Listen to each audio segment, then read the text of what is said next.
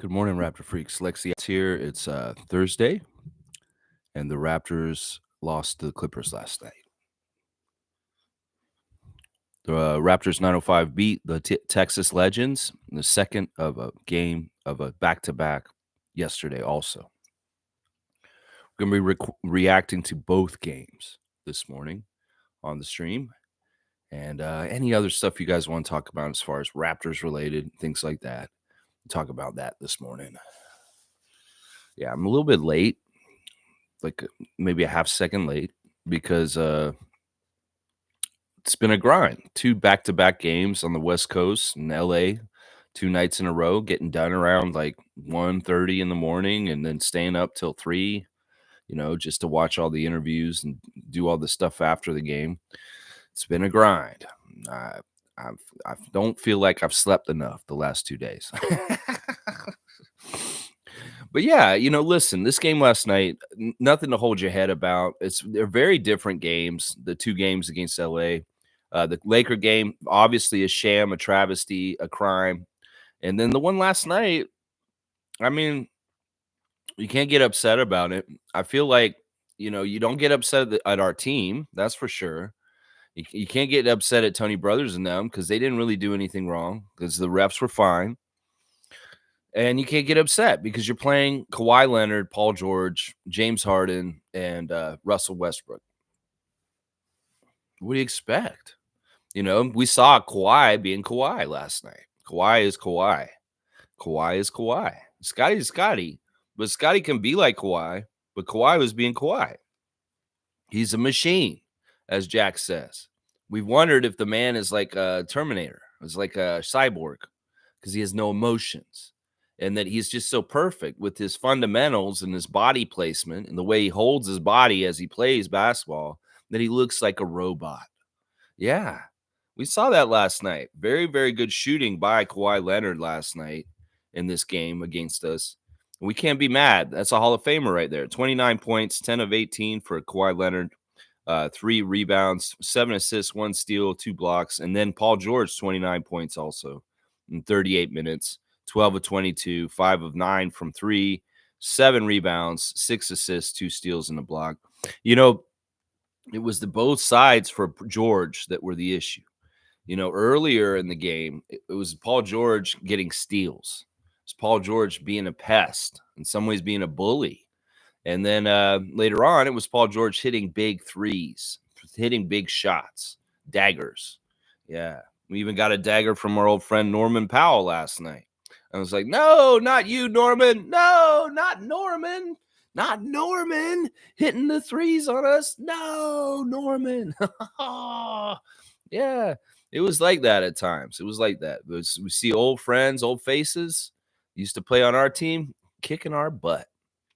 And they signed Kawhi to a 3-year extension yesterday on the day we play them. That's a that's a coincidence and a half, isn't it? Why not, Steve Ballmer, you asshole? Yeah. The collusion of you getting Kawhi Leonard will never totally be right. But yeah, you rub it in our faces by signing him to a 3-year contract extension the day you play us. Yeah, that's kind of, I get it. I understand what you did there. I really do. All right, let's see what's going on in the chat. Happy Thursday from Isaac Campbell. Isaac Campbell first in this morning with Darko on blast. That's right. I love my coach. My coach stands for my team just like he did the other night. And you know what? He knows what to do with my team to make it go right. As far as, you don't have Siakam all of a sudden. What do you do? Oh my gosh. We're like already like, yes, this is tough to win without Pirtle. Pirtle is our guy. We got to go up against Zubac.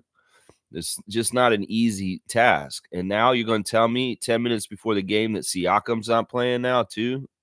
That's like 2 of the most important bigs on our team right now. And we don't have a lot of bigs. Like, that's not good. That's not good. You told me we don't have Siakam? What? No Siakam all of a sudden? What? Yeah, I was sweating it as soon as I heard Siakam was like, Siakam is out. Isaac told me that in the chat. Isaac himself, the first chat in here, he said in the Facebook chat, Siakam is out. I'm like, tears emoji. Cheers. And that's my reaction. Tears reaction. Siakam's not playing. Oh no. Well, in some ways, it mattered. In some ways, it didn't, though. It was weird. It was weird. Our offense was still pretty good. It wasn't as good as it has been with Siakam, obviously, but they were still doing good stuff. I mean, we've missed both Pirtle and Siakam in our offense. They have offensive impacts, but last night we were still keeping up with that Hall of Fame team. It's crazy. Like we got into a shootout with Kawhi Leonard, Paul George, James Harden, and the rest of them last night, and we kept up. That's one of the tests we had last night. Is like, look, you're gonna play the Clippers. Don't embarrass yourself. Don't go out there and get blown out. Don't get like messed up too bad. No, there was nothing like that. We kept it close the whole game. We kept it competitive. We were within striking distance. And at the end of the game, really, it gets down to the point where it's like that overwhelming talent on the other side is going to do certain things on both ends of the court, whether it's defensively or with overpoweringly clutch shots to make the distance happen for their team to win. Seriously, everybody who watched the game last night is not upset about it. They saw our valiant effort by our team, undermanned and undersized, against a very, very talented team, a team that had won 6 out of 7 games before they faced us last night, a team that is no slouch to get beat by. Because you're playing Kawhi Leonard, man. You're playing Kawhi Leonard. And in some ways, we saw once again Scotty Barnes peering up against people like LeBron James and Kawhi Leonard. That Scotty was out there acting like a force and counter to Kawhi. And in some ways, he was looking like Kawhi once again. Still, maybe not as powerful and as refined or honed, but there is Kawhi in Scotty Barnes. There is definitely Kawhi tendencies and traits to Scotty Barnes. Trevor J saying, good morning, Raptors family. Sending you love and blessings for a beautiful, awesome day. May you feel happy, peaceful, and free. May your day go smoothly, and may you complete today feeling satisfied and fulfilled. Then tonight, go to sleep with a smile. There you go. Trevor J just want us all to have a great, beautiful, awesome day on this new moon Thursday. Yeah, it was a new moon this morning. I don't know if you guys keep track of the moon cycle, but there was a new moon this morning, and that's always a time for rebirth and change. And it's a good time to do a smudge stick if you feel like doing that, if you're into that. But yeah, sending love and blessings. Trevor, of course, in the arena again last night, crypto. And one of the things that he said was in the chat last night near the end of the game was that there was a higher percentage of Raptor fans at the Clippers game compared to the Lakers game. That there were a lot more people wearing Raptors apparel in the game last night. And that's fantastic. That is fantastic. We gave them a good show. That was a very entertaining game. It was an entertaining game to be at in person, I'm sure, Trevor. And it was also entertaining for us to watch back here in Canada on the East Coast late at night. It was fun. It was a fun match. It was it was exciting. There was entertainment value to this game last night. It was high intrigue. It was dramatic. It was fun. It was fun, and our team kept with them. And that, in some ways, that's with the injuries, that's all you can ask of them. You got Thad Young out there starting center. What the hell? Things are bad when it's like that. And Garrett Temple getting minutes, getting out there and having to play quality, important minutes as a reserve in the game. Yeah, these guys were ready, and kudos to them. Kudos to Thad Young and Garrett Temple for being pros and being ready. They were ready to go. Firebolt's here. Good morning, Lex and Raptors fans. Raptors fam. Not a thing at all to complain about last night. They went in there shorthanded and kept the game extremely close against a team with several Hall of Fame players who were also, excuse me, hang on, who were also, okay, I guess you didn't continue that. Yeah, I don't hang my head on this one. In some ways, you don't see me wearing no purple because I don't feel like we were that loserish last night. No. We were good. And I'm proud of them. I'm proud of the fight they showed. Some people on Twitter said, I think it was Lewinberg.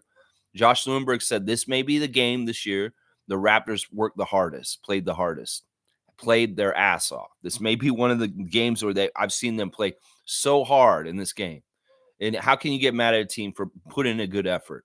They put in a very, very good effort. Trevor's saying, I'm so proud of our team. Those guys are fighters.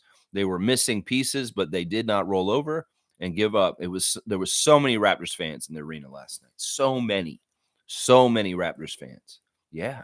Yeah, that's good. You know, the atmospheres for the Clippers game and the Lakers game is night and day. Literally, in some ways, it's the lights. They have it on dark for the Laker game. It's a lot more bright and family oriented for the Clippers games. They have more different kinds of music, different kinds of like extra stuff going on. And Steve Ballmer has vowed that Clipper team will be out of Crypto Arena for next season. That he's building this new arena with a bunch of bathrooms in it, and it should be ready for next season. They don't like being on top of each other in the same building. In some ways, it isn't fair to the Clippers team because the Lakers get everything probably better than them. They get treated like a second-class citizen in their own arena, in their own city, because that's just how it is with Clippers and Lakers. That's just how it is. Yeah, Trevor's saying this team is badass. The future is bright. Yeah. RJ Barrett's a badass. I'm going to have to say that. RJ Barrett's a badass. You see this guy, he makes a big shot. And he's like, ah! Yeah, dude. Yeah, doing it for his country, doing it for its city, doing it for the saga. Yeah, RJ, you get out there. And in fact, you know what? Let me do my 3 stars of the game for the game last night. RJ was my number 1 star of the game in this game. For the 3rd consecutive game, RJ is the number 1 guy for me as far as what I've seen. He's stepping up big in the absence of people. After the great game against the Golden State Warriors on Sunday, he had very good games against both LA teams. He's shooting really well, y'all. I mean, I know Knicks Nation was down on him for shooting consistency and not being consistent, but this man has been very consistent since he showed up in a Raptors jersey. 24 points in 37 minutes, 10 of 16 from the field, 4 of 6 from three. He did not shoot any free throws, which we're going to be paying attention to that a little bit. That's kind of messed up. He does go in there and mix it up and get contact, Tony Brothers. 5 rebounds, 4 assists, 4 turnovers, though. 24 points in 37 minutes. Yeah, RJ, you know what it is? RJ is this kind of person when we have him on our team, and so is IQ, that they really cause things to happen. That if we're in trouble, if things are stagnating, they're like a kick in the butt to get you going. And they really come up with that kind of energy at the most opportune times. They can control it. That's the great thing. Before, we'd have guys that were just passive and apathetic and just kind of just let the game kind of flow the way it was flowing. No, they never put their imprint on it. And RJ and IQ put their imprint on it. And that's something that we've highly, highly needed on this team in the first part of the season. Well, now we got these guys that they'll put their imprint on things when it happens. And yeah, they interviewed Scott after the game and they talked to him about playing with RJ. And he did admit that RJ is rubbing off on him. This is something I was hoping. He said that, like, yeah, there's stuff that he does that I really like in certain ways that I'm learning from him. I'm telling you, RJ Barrett is not just the player. RJ Barrett is not just the scorer. He has got so many good intangibles about coming to Toronto that people do not totally understand. The partnership of him with Barrett last night was very awesome. Did you see the natural chemistry between Scotty and RJ finding each other in different places? It was like joyful to watch. You see them like find each other in really opportune spots, and they're hitting the shots. Scotty loves getting assists. And if he's going to throw the ball over to RJ and he's more likely to make the shots, his assist number is going to go up. So it's a great partnership. The BBQ is fun. It tastes good. That BBQ, it tastes good, is what I'm saying. So I love the natural found chemistry between Scotty and RJ. It's fantastic. You watch it. That's part of what's so fun to watch our team right now, is that those guys really look out for each other. And the team as a whole are like that. In some ways, that philosophy is being held on to by Emmanuel Quickley and Dennis Schroeder and the other guys too. As far as they really are passing it to get the highest percentage shots and finding really good shots, and their shot percentage has gone up like crazy. It's kind of insane to think about how bad we were shooting last year with Nick Nurse and our team last year. And now all of a sudden we're shooting over 50% every game since this New York trade. It's really awesome. It's like our stats have been so amazing offensively since this trade. Really, really good, really, really good. All right, let's see. Firebolt saying Trevor, his game must have been so exciting in person. I can't imagine this game must have been very yeah. It was. I'll bet it was fun to go to. I'll bet too, and be inside in the arena. The second star of the game for me was Emmanuel Quickly. Emmanuel Quickly was a spark plug as usual. In some ways, we saw Emmanuel getting aggressive and getting into the lane, making little short floaters. We saw him take a couple of 3-pointers, but he was perfect at the free throw line. I love that. That was amazing. 25 points in 36 minutes, 7 of 16 from the field, 2 of 4 from 3, 9 of 9 at the free throw line, 4 rebounds, 6 assists, 1 steal, 1 turnover, -5. Emmanuel Quickly, just a fantastic spark, just like RJ. These guys do make stuff happen. You know, in some ways, we know why the Lakers game, they took IQ out because they know he's that kind of guy who will heat up and he'll take over the game and win it for you.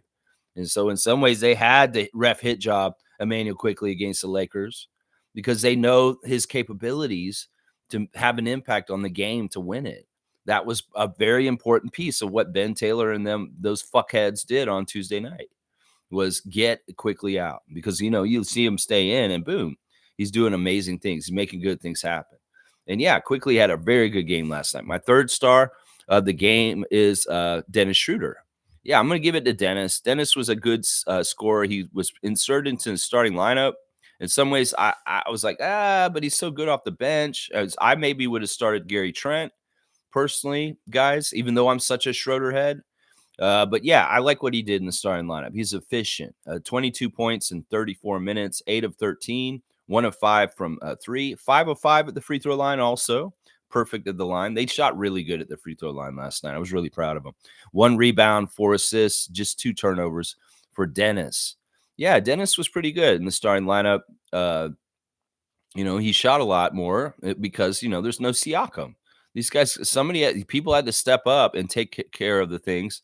We got 120 points without Siakam in our lineup.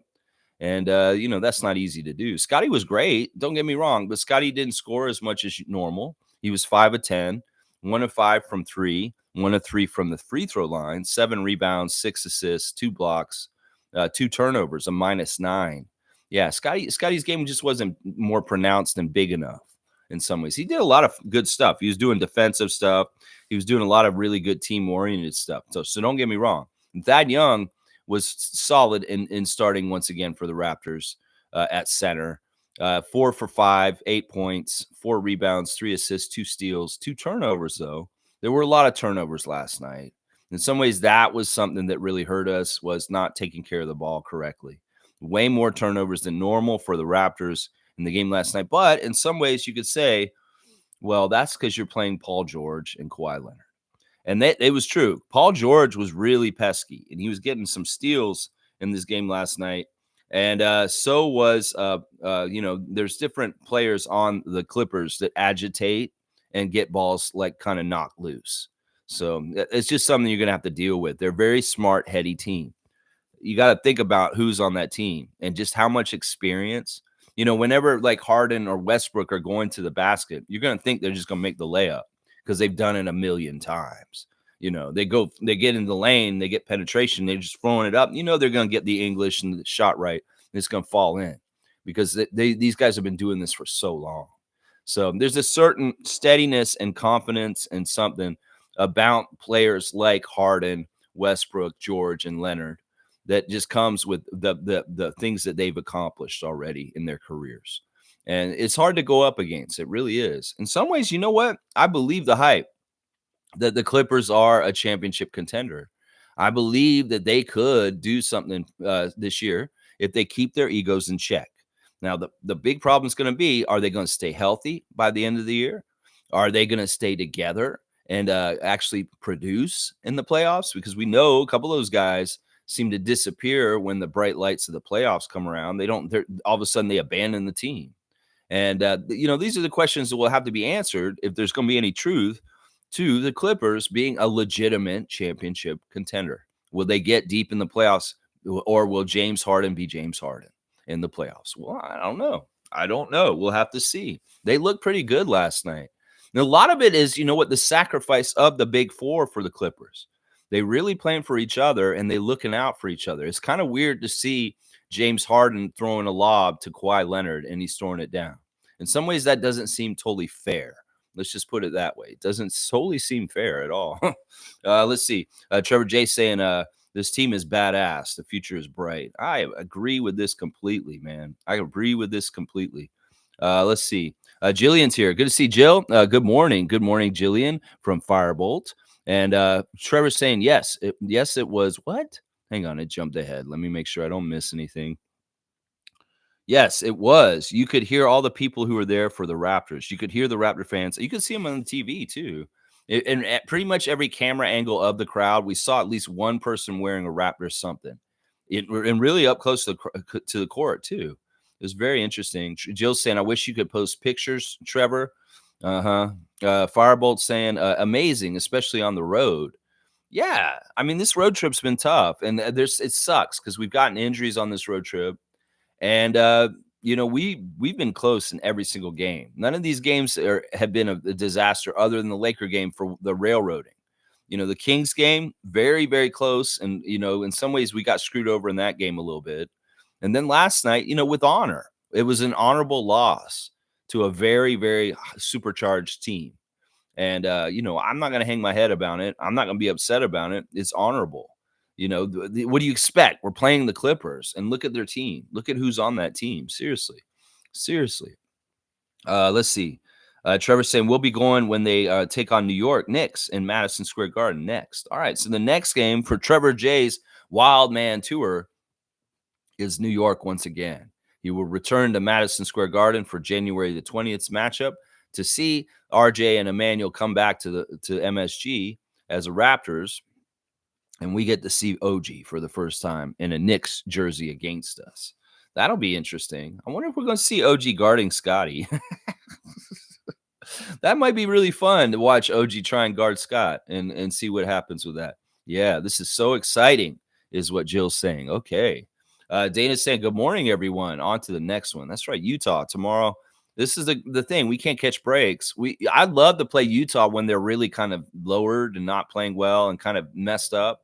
Well, no, it's not that case. We're getting both our Utah games. In fact, the first Utah game against them was the game where they broke out of their cage, the one just before Christmas, the one I went to with my family. Well, they've gotten a good thing going since they won that game against us. They've been beating major opponents since, like Philadelphia and Philadelphia. So Utah is insanely tougher right now compared to other times during the season when they didn't have their shit together. Well, they got the shit together right now, and they're playing at a high level. And it's just the unfortunate timing of when we're going to get them this season at home tomorrow is on a high and when they're playing well. So we'll do the preview more in depth tomorrow. But yeah, Utah tomorrow, finish up the road trip and come home, get 2 days off this weekend. And then we got to play Boston on Monday here in Toronto. Yeah, that's the schedule coming up. Let's see. Jillian saying, yes, hopefully Pascal is okay. Yeah, you know what it was? It was that play where he was going up in the air against the Lakers, and Taurean Prince kind of spun him around like a ballerina, and he kind of fell out of bounds on his wrist and his shoulder and his back in a weird way. It wasn't totally clear which ailment was specifically keeping Siakam out. I heard it was his wrist. I heard it was his back, but it was from that fall in the game where it did look really like he hit the ground hard. And everybody's like, oh, I hope he's all right. Well, he finished the game, but he did sit out. And they really kind of said it was for precaution. It wasn't that he's actually like got anything like damage. That I think that they just sat him out for precaution. Now, you got to also remember it was a back-to-back. And those are always factored in. If guys are kind of half hurt after the first night of a back-to-back, they're normally going to sit the second night. And it doesn't necessarily have to do with it's a long-term injury or anything. It may be that they just gave him one night off, and Siakam will be ready for Utah. So I don't know. We'll see. I was hoping that the Jakob thing would be similar, but it isn't. The Jakob thing is going to be 2 weeks. We're finding out, and that's no good. That is no good. We really, honestly, I hope that Bobby makes a move or something. I know Jonte's doing fine. I'm not totally cool with Thad starting. I don't know. I don't know what they should do. Some people are saying because the Memphis Grizzlies waived Bismack Biyombo in the last couple of days, we should scoop him up real quick, and then have him come in. He'd be a nice little plug in. He knows the city and the franchise well already, and he's a good character guy, and he may be exactly what we need just as a stopgap for a little bit. I would be okay with getting Biyombo right now, but it may not go along with what the front office's plans are with their open roster spot right now and possible deals and things like that. I don't know. But in some ways, the Raptors would be better off pulling the trigger and making something happen for front court depth right now, because they really need it. They really, really, really do need some more front court depth right now, Bobby Webster. You really do. You really, really do. Kareem Thomas is here. Bro, are you serious? Our boys showed toughness. And from here on out, we shall never back down to nobody. Our eyes were not lying about Porter on 905. Also, Gary Trent Jr. is officially out of my doghouse. There you go. Yeah, I am serious. I don't know. What did I say? I don't know what I said that made him say, bro, are you serious? I don't know. Yeah, I think they showed a lot of toughness. They earned a lot of respect. I think they earned respect from the other team last night. I think they earned respect of NBA players. I mean, Chuck D posted this on Twitter last night. He said, I've been a fan of the New York Knicks for 56 years. Why do I enjoy watching the Raptors so much right now? He really does. He's like watching us play against the Clippers last night. He's like, this is a joy to watch. I was feeling the same way too. I mean, to see the battle, the toe-to-toe, it was entertaining basketball. Like, seriously, we actually enjoyed watching the game last night, even though we lost, because the game was competitive. It was fun. It was high scoring. There was some beautiful passing. It's appealing to a basketball head like Chuck D. He's willing to switch his hat for the orange and the blue, for the red and the black. That says something about Raptors basketball right now. Hey, Chuck D, you can have. We're an alliance now. It's official. The New York-Toronto alliance, because of this trade, is real. So any hybrid fans, Knicks fans that are primarily Knicks fans that want to be a little bit secondary Raptor fans, hey, welcome aboard. There's no problem with that with me as far as that, and vice versa. Raptor fans will become more Knicks fans also because we love OG. And hey, this partnership and this alliance is great. Chuck D, welcome. Thank you for being in Raptors Nation at this point. Seriously, after 56 years of Knick Nation, well, you can be a little bit in Raptors Nation now. Chuck D, we will welcome you with open arms. We will welcome you with open arms. Kareem saying, I can believe that Masai made such a genius move with RJ and quickly. One can only think, what can we get for Pascal? But Pascal is a Raptor for life, and I want him here. Yeah, I mean, I wonder about that too. Chris was trying to say some bullshit in our Facebook chat yesterday that he noticed that Pascal was a late scratch, and Jarace Walker and Jalen Smith of the Pacers were both late scratches, trying to insinuate that some sort of deal happened. No, it's not like that. Come on now. No, we saw Siakam on the bench. In fact, he was very close to playing, obviously, because he wasn't in his street clothes. You saw Siakam sitting on the bench talking to Koloko most of the game. They were very chummy and talking back and forth, Siakam and Koloko. And Siakam was wearing his warm-ups. He was wearing his gear to get in the game. I was like, are y'all faking them out? Are y'all acting like, okay, Siakam's not available for the game, but he's dressed? Are y'all going to insert him in the game just all of a sudden and say, hey, and Tony Brothers like, wait a second, Darko. You said that Pascal's not playing today. Why are you putting him in? He's fine now, Tony. Let him play. Oh, wait a second. No. You can't do this in the NBA. You told the Clippers and the NBA that he was not available for today. You cannot put him in afterwards. I don't know. I was thinking he might do that because I look on the bench and I see Siakam's wearing his gear. He's like ready to go out there, it looked like. It was like, man, put him in. Fake them out. Fake them out. So he was like, oh, he's not playing. And then put him in after all? That'd be crazy. That'd be crazy. That would be like, there's so much subterfuge and weirdness going on in the NBA these days. Why not do something weird like that? Fake them out. I don't know. Infamous is here. Morning salute, freaks. I Porter. You Porter, I Porter, you Porter. We all Porter. Jonte Porter. Yeah. Yeah, let's talk about Jonte a little bit more in depth right here. Jonte, 18 minutes last night, 9 points. That's not bad. 4 of 8, 1 of 3 from three pointers. Yeah, he hit 1 3, and that opened a lot of people's eyes up for a second there.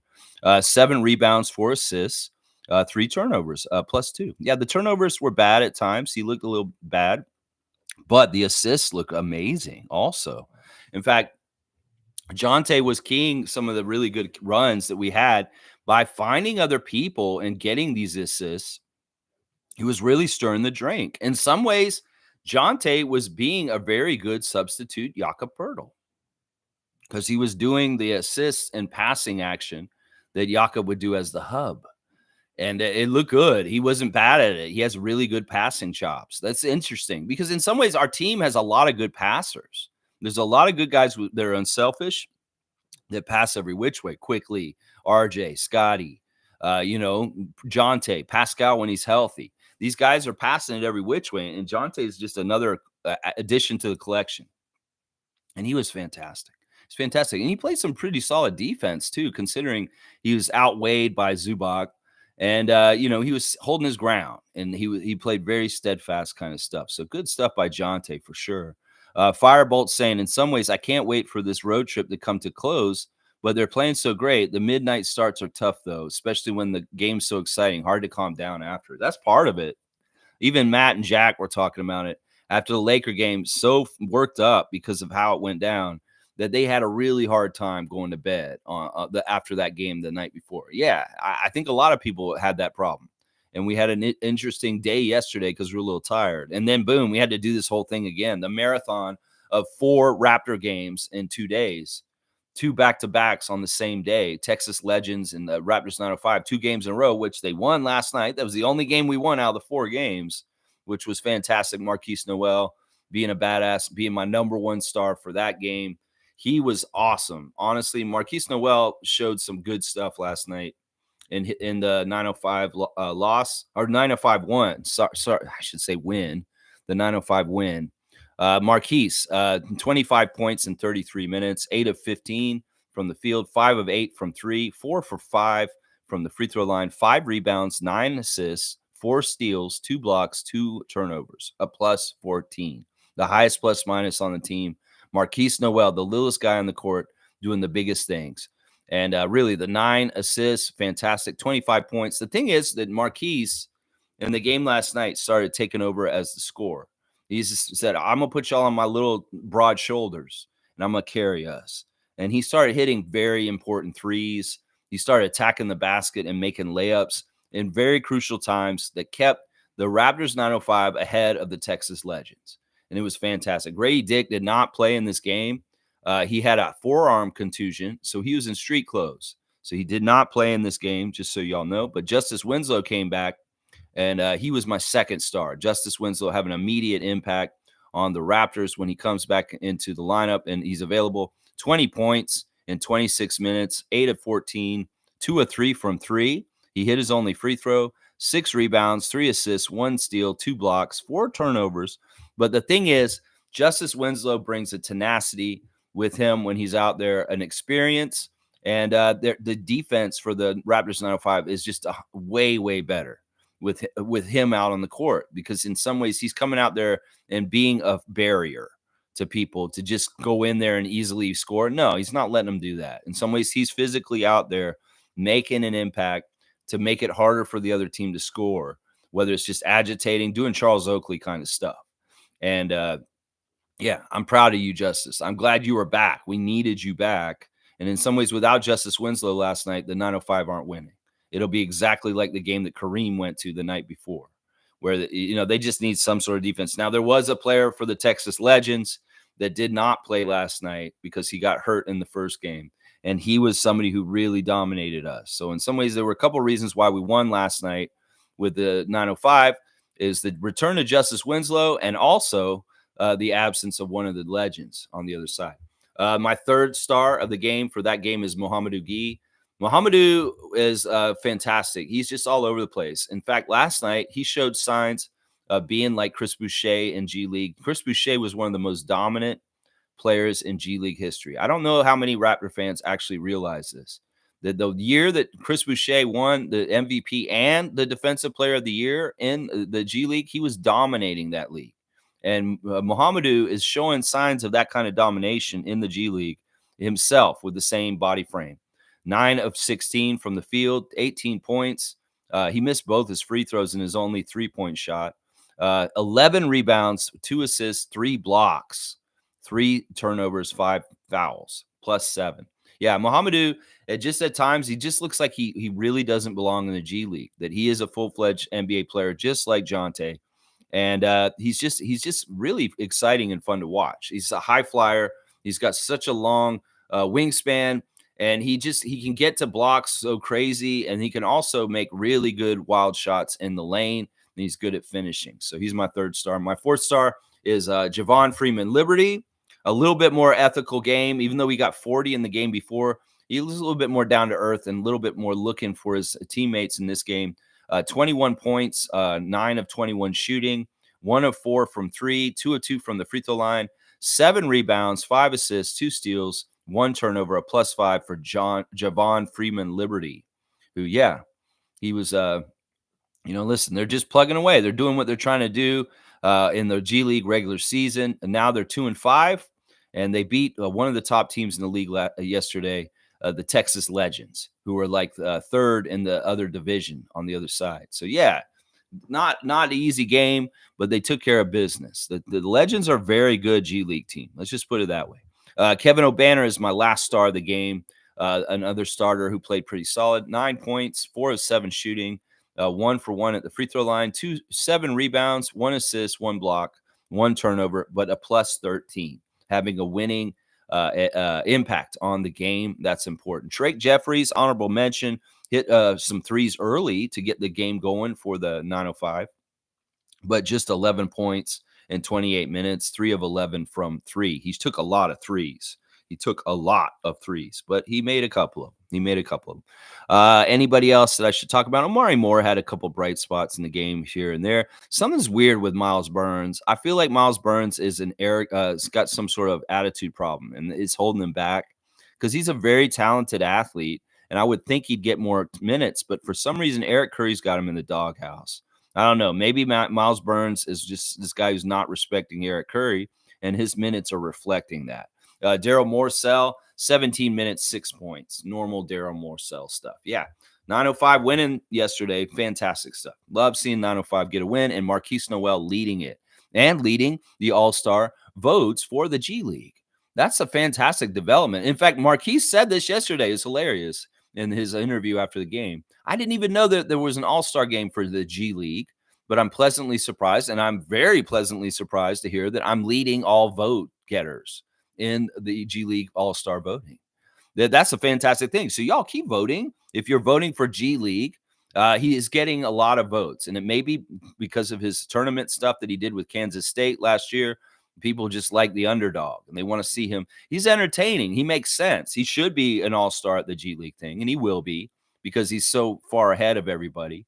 But he's entertainment. He's an all-star because he's fun to watch. So it just makes sense that he would be at it. So let's see. Kareem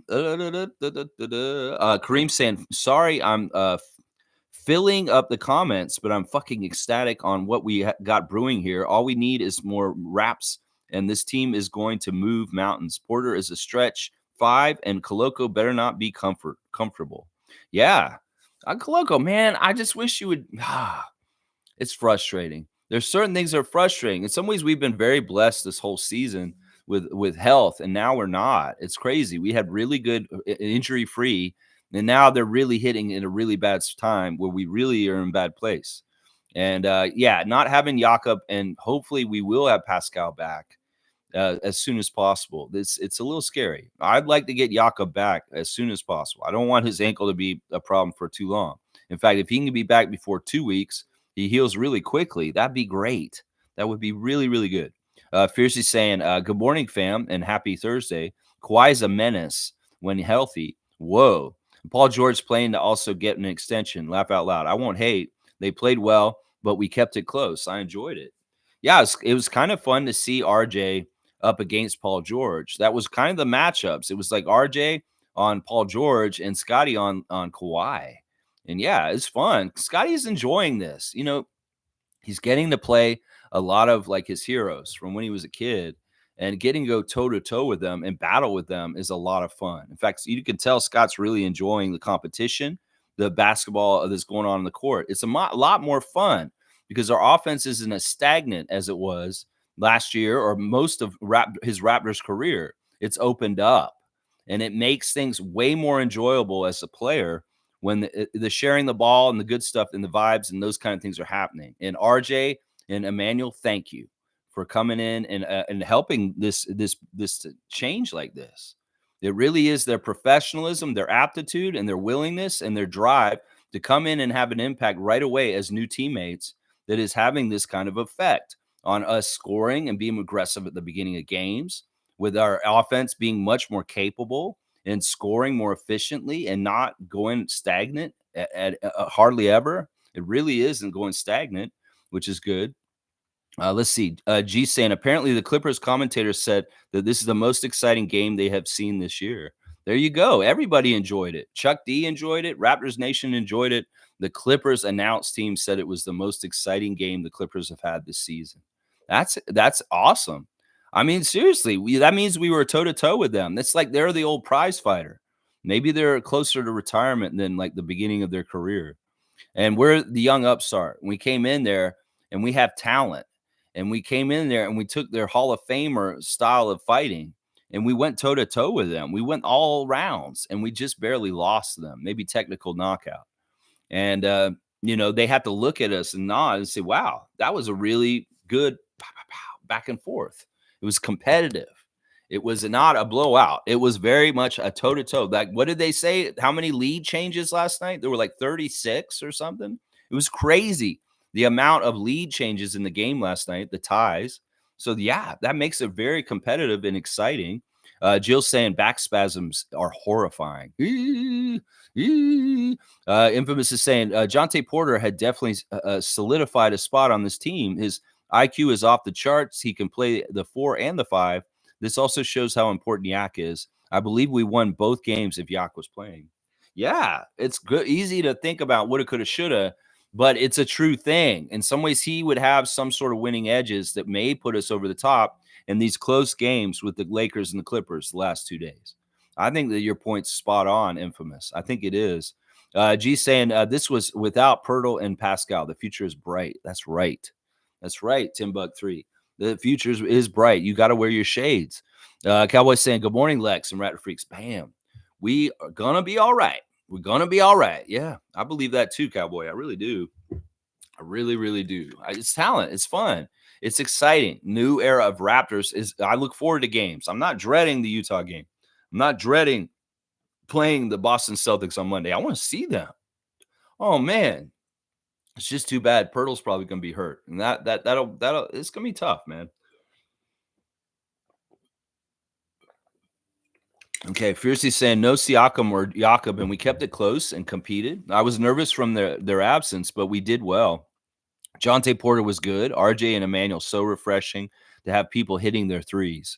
Yeah, we're much more capable from three-point land at this point with this edition of the Raptors. In fact, let's go look at this team stats now for the game from last night against the Clippers. The team stats are, we won a lot of good stats last night. They were going over the team stats with the Lakers, and like there was all these indicators that we totally should have dominated and killed them because the stats just look wrong for them to win. But this game, we were 46 of 84. They did make more shots than us because they got more attempts, but we shot better overall. We shot 55%. They shot 53%. We shot 40% from 3 with 12 made threes. They did make 15 threes, so they were ahead of us, and they made 44% to our 40. We were good at the free throw line, 16 of 18. We did get more free throw attempts than they did by the end of the game. And they were perfect at the line, though, 13 of 13. They did not miss a free throw, but we were 16 of 18. I can't get mad at 2 missed free throws by Scott. Scott missed both the free throws that we had last night. We out-rebounded them by 1, but it was a very low rebounding game because everybody's making their shots, 37 to 36. The assists, 31 assists. Okay, that's good. We got our 30 assists, but they got 34. Uh, Really, the main difference in this game last night is our turnovers. If we didn't turn over the ball in such like some of them were really dumb ways, we may have won this game last night. The turnovers were bad. We doubled up them on turnovers, and they led to a lot of the reasons why we lost last night. Was the turnovers led to easier baskets for them in transition, and that was part of the problem. Yeah, they just barely edged us with points in the paint. So yeah, very toe to toe, equal kind of battle between the Clippers and the Raptors last night. And our turnovers did us in. Honestly, I think it was the turnovers we got to look at to really blame for why we lost. Monique is saying, "Good morning, Raptor Freak family. My guys never give up." Jonte Porter, though, bravo, bravo. Monique has given a seal of approval to young Jonte, and I love how when he goes to the bench after he plays for us, Jakob's right there talking to him right away, and he's listening. He's sitting next to him, and he's going over stuff. And Jakob's sitting there doing like a clinic on the bench right now with Koloko on the shelf. Also, I'm sure he's just picking. Koloko's just picking his ear. He's just telling him, "Tell me more about what's going on out there, Jakob." "Yes, let me teach you, Koloko." "Yes, Jonte, come and sit next to me on the other side, and I will teach you also." And they're asking questions, and Pirtle's being a teacher, and I like that, because Pirtle comes from the school of Popovich, and that's never a bad thing to pass on any kind of knowledge from somebody who's been around Popovich. Wayne Strainer's here. Well done, Raptors. Looking forward to Jonte getting more of his reps. Thad's ready to go and contribute. Boucher, we want to see a rebound on Sunday. Bench did us good. We need more assists. It's Chris's birthday today, guys. Chris Boucher, happy birthday to you. I believe you're 30 or 31 today. Let's see what Chris did last night. I didn't really look at him in the box score, but okay, Chris had 11 minutes, 3 points, 1 rebound, and that's about it. He was a -10. He hit his only free throw. I can't get that upset. I mean, in some ways, they didn't need he just didn't have a big game in some ways, but it's his birthday, so I'm gonna say happy birthday to Chris, Capricorn, Capricorn season. Chris's birthday on 1/11 is his birthday. Let's see. Fiercely saying, Dennis also represented and Thad stepped up once again. I also appreciate Gary Trent Jr., who seems to be getting his mojo back. Could it be because he now has competition within the team? I think that there's a couple things helping Gary right now. I think that it's the spacing. I think that the guys are finding him more open than normal. In some ways, like a swing pass really from the other side to Gary all of a sudden is coming from different guys, and they're giving him a lot of good space. So he has more time to take the shot. In some ways, Gary's release was slow this year, and I don't even understand why. There would be times where he would be shooting and he would not have enough time to release, and the defender would get to him too quick. Well, I feel like right now, with the way our guys are such a threat and there's space in the floor, that Gary's just getting more time to be open and he's nailing it. And they're also finding him very quickly. quickly. And that's a factor in it also. That, the one thing about Gary that's important about his shooting is he's a rhythm shooter. He has to be in a rhythm. There's almost like a silent beat that goes around his motion and the way he does it. It's like, and he will really make more of his shots if the person that's assisting to him passes it to him in the rhythm. That's a natural rhythm for him. Chris knows his rhythm. That's part of the reason why whenever Chris Boucher passes the ball to Gary Trent Jr., it's often going in. You want to be, as a point guard, get the right rhythm for the players that you play with. And if you understand Gary's rhythm, when you pass the ball to him, you can set him up to be more successful in making the shot. So that's part of it right there. I think that we have more cognizant passers on our team right now that are actually thinking about how to set up Gary correctly on the silver platter, and we're getting the results from him making the shots. Yeah, Gary was fine last night. I didn't really look at his stat line. 12 points, 5 of 9. He made more than he missed. 2 of 4 from 3, 3 rebounds, 2 assists, 0 turnovers, a -9, 24 minutes. He didn't play a whole lot, but he was hitting key shots and being a threat out there, and that's important. That's important. Let's see. Thad stepped up once again. Yeah.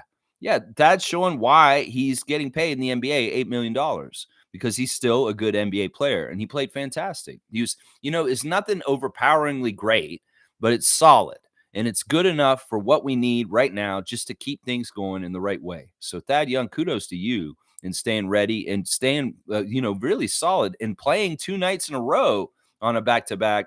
And when you haven't played a whole lot this season with a lot of conditioning, well, you had to stay in good shape to do that. And well, it's paid off. It's paid off. Dennis was awesome. At one point, we saw Dennis take Daniel Tice to the basket. And I knew that something like this was going to happen because the friendship between Daniel and Dennis is very strong. Their gold medal performance at FIBA World Cup was fun. And in some ways, I knew this matchup was going to raise its head in this game last night. And well, it did. Dennis took him to school and made a layup around him, like a one-on-one. He called for it too. And Daniel wanted it too, because there was some smack talking. And maybe Tyronn Lue wasn't that impressed.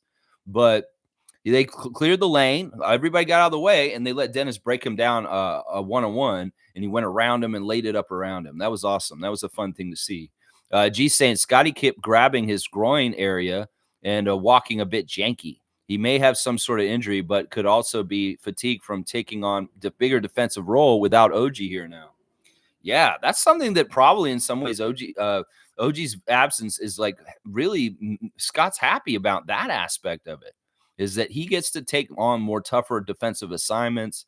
And in some ways, that's what he wants. Yeah, I don't worry about Scott in some ways. I need to be careful with this. But honestly, the guy's so tough. And he gets hurt all the time, and he doesn't miss games. The guy is just somebody who's just like really, really tough. He can get hurt in the first quarter, and it looks like he should probably come out because he's limping or something like that. He just doesn't let it be known. It's like man, I don't know what it is about Scott, but it's just that he's a very strong, healthy young guy, and he can take the punishment. And in some ways, I worry about that. That maybe he's pushing too hard and he may be more hurt than he thinks. I don't know. I'm just going to trust that he's around Dr. Alex McKechnie, that he knows his own body the best. And that, at any point we see him out there and it looks like he's getting hurt, just think good vibes, good healing vibes to him right away. Please. That's what I would say. Because honestly, it seems like sometimes Scotty's got a bad injury, but he just walks it off. This has been the pattern the last few years of his career so far, is that it looks like Scott got hurt, but it's like he's like, he may be limping for a second, but he'll just keep playing, or he'll hold his hand. He'll be holding his thumb, and he'll keep playing. It's not like these kind of things get him taken out of the game. He'll tell them if he has to come out, I'm sure, but he probably won't tell them unless he absolutely cannot perform for whatever reason physically. Yeah, that's the only way he'll come out. He will play through whatever pain and thing that happened to him. He doesn't care. He's crazy. Fiercely saying, I really like Darko's adjustment when he saw we were too small at first. The good thing is that we still kept up and there were many lead changes. What a riveting game. Yeah, I honestly was impressed with Darko last night. In some ways, he was undermanned and in a bad place. And also on the second night of a back-to-back. And going against that Hall of Fame team. And look, he made it competitive. He took what he had for the night with the mold of clay, and he molded it in a way with the team and the rotation and the guys he had available in a very coherent, smart way that added up to being competitive and almost winning this game. And that's all you can ask. In some ways, when you hear, oh, there's no Jakob, there's no Pascal, well, we're going to lose bad. We're going to get blown out. No, figure it out. Get the rotation right. In fact, I think Darko said this already this season, that sometimes when players are not healthy, he enjoys the challenge of figuring out who should be coming in, next man up, and who is going to be doing what. And he figures it out. That's some ways we're seeing the mettle of Coach Darko's coaching philosophies and strategies and the way he handles his job more and more since the trade, because our offense is much more capable with smarter players that are doing smarter things on offense. So we can actually test and watch and see who our coach is more and more. And last night was more evidence that we have a really good coach. We have a really, really, really good coach because he's getting good results with less. Think about that. He's getting good results with less last night, having less. He didn't have Siakam, and he got a good result last night. He covered it up. He figured out how to do the rotations. He stepped up these guys and put them in these positions. And boom, a lot of them flourished. Garrett Temple, solid minutes. Jonte Porter, solid minutes. Jalen McDaniels got out there and did some solid stuff in some ways. I don't remember actually what Jalen did. Let me go look at what he did. 13 minutes, 2 points, 1 of 2, 3 rebounds, 1 assist, 1 steal. Yeah, you got a steal in there. You got some rebounds. That's something. That is something. Cool Cat's here. Good morning, Raptor Freak crew. Shout out to the vets leading by example. Proof that IQ trumps athleticism. Yeah. Yeah, I believe this. The experience of Garrett Temple allows him to come out there and play a high level with high level players like James Harden and Russell Westbrook. You know, the savvy, the 17 years of NBA play of Thad Young allows him to come out there, even though he hasn't played a whole lot with our team. He understands all our players because he's been practicing with them. He knows their strengths and weaknesses. They look out for each other, and boom, he's physically keeping his body in shape, and boom, he's out there. And he's doing good things for us. I love it. I love it so much. G saying, Lex, has Tom reached out to you in regards to Porter and how he is feeling doing with the main roster? No. Tom has disappeared pretty much since Jonte got called up. We have not seen Tom, Porter family friend. We have no way to talk to him during the Raptors games. And he's not watching the 905 games since he got called up. So he's not in the 905 chat right now. So we've not been able to talk to Tom. He has not emailed me either. He asked for my email and I gave it to him, but he hasn't emailed me or anything. I know. So I have no idea what Tom's saying. He could show up in here and talk to us on the morning reaction. Maybe one morning we'll talk to him then. Who knows? I don't know. He hasn't reached out to me though. I'm sure Jonte's very excited. I mean, we've heard some interviews with him talking about this chance, this opportunity, and he's gotten right now. Fiercely saying, why do you think there were way more Raptors fans yesterday? Is it because of Kawhi and Norm versus the Raptors? Is it because of the Lakers game debacle and people wanted to show us support? This is a good question, Fiercey. I think that it's not the last one. I don't think that's too soon. People are going to have the tickets to go to the Clippers game ahead of time, and they're not going to go buy them as reaction, especially Raptors fans that are in that area. No, I think that it's a couple things. First of all, the Lakers ticket is harder to get in some ways. It's harder to get. It's more sought after, and also it's more prestige with movie stars and different people like that. You had Simi Lou sitting at front court for the Laker game as a Raptor fan from Toronto and somebody who's Canadian and being supportive of his team. You saw him talking to RJ Barrett after the game because they know each other. They're friends. And, you see him, but those are the kind of fans that are going to be around the court, are very rich Hollywood types that are around the Laker games. Now, they also keep the lights down for Laker games. They like to have that like intimate setting kind of like mood lighting for Laker games. So the crypto arena looks totally different for a Laker game than a Clipper game. In some ways, you can't see the Raptor fans during the Laker game because the lights are down. And more often, they're going to be probably sitting upstairs because that lower bowl is full of people like Will Ferrell. And that whole part with Jack and Matt was hilarious. The callback when they saw Will Ferrell on the camera on Tuesday night in the Laker game, that was hilarious what they did. Jack was like, that Will Ferrell was an Anchorman. And it's like, Matt's like, don't go there, Jack. And they totally played off of that. And Jack even talked about it a little bit. It's like, listen, my family is here right now. It's like, oh, man, it's so good. Ron Jeremy moment.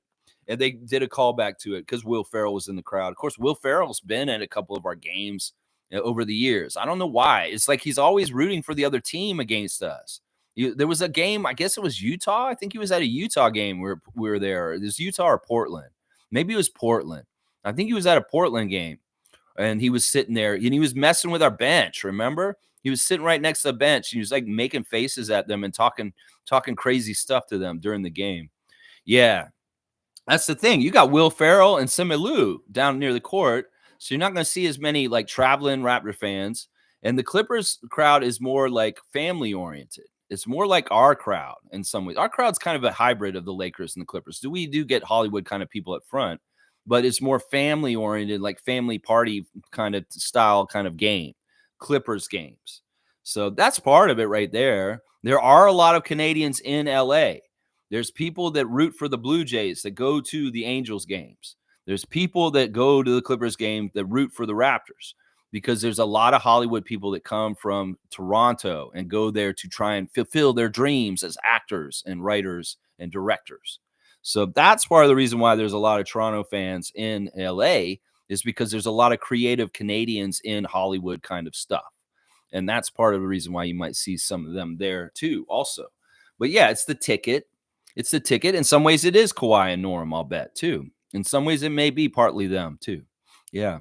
Cool Cat saying RJ shows why he was drafted number 3, elite basketball player. Being at home is an awesome experience for lots of Canadian kids. Yeah. He's a blue chipper. And honestly, there is another level he can get to. He is not at his top level right now. And in some ways, it's consistency and smarts that will get him to that next level. Watch. And he's on his way. I mean, he's smart. He's super smart. He's one of the smartest players we've had on our team ever, I think. In some ways, he really is. Fiercely saying the beautiful thing about trades is when players come from great coaching, i.e., Yak with Popovich and RJ and IQ with Thibodeau. Yeah, let's not give Tom Thibodeau too much credit. The thing about their training in New York is that they just went through the crucible. It's really hard to play in the New York market and be so scrutinized. And these guys really got tested for that.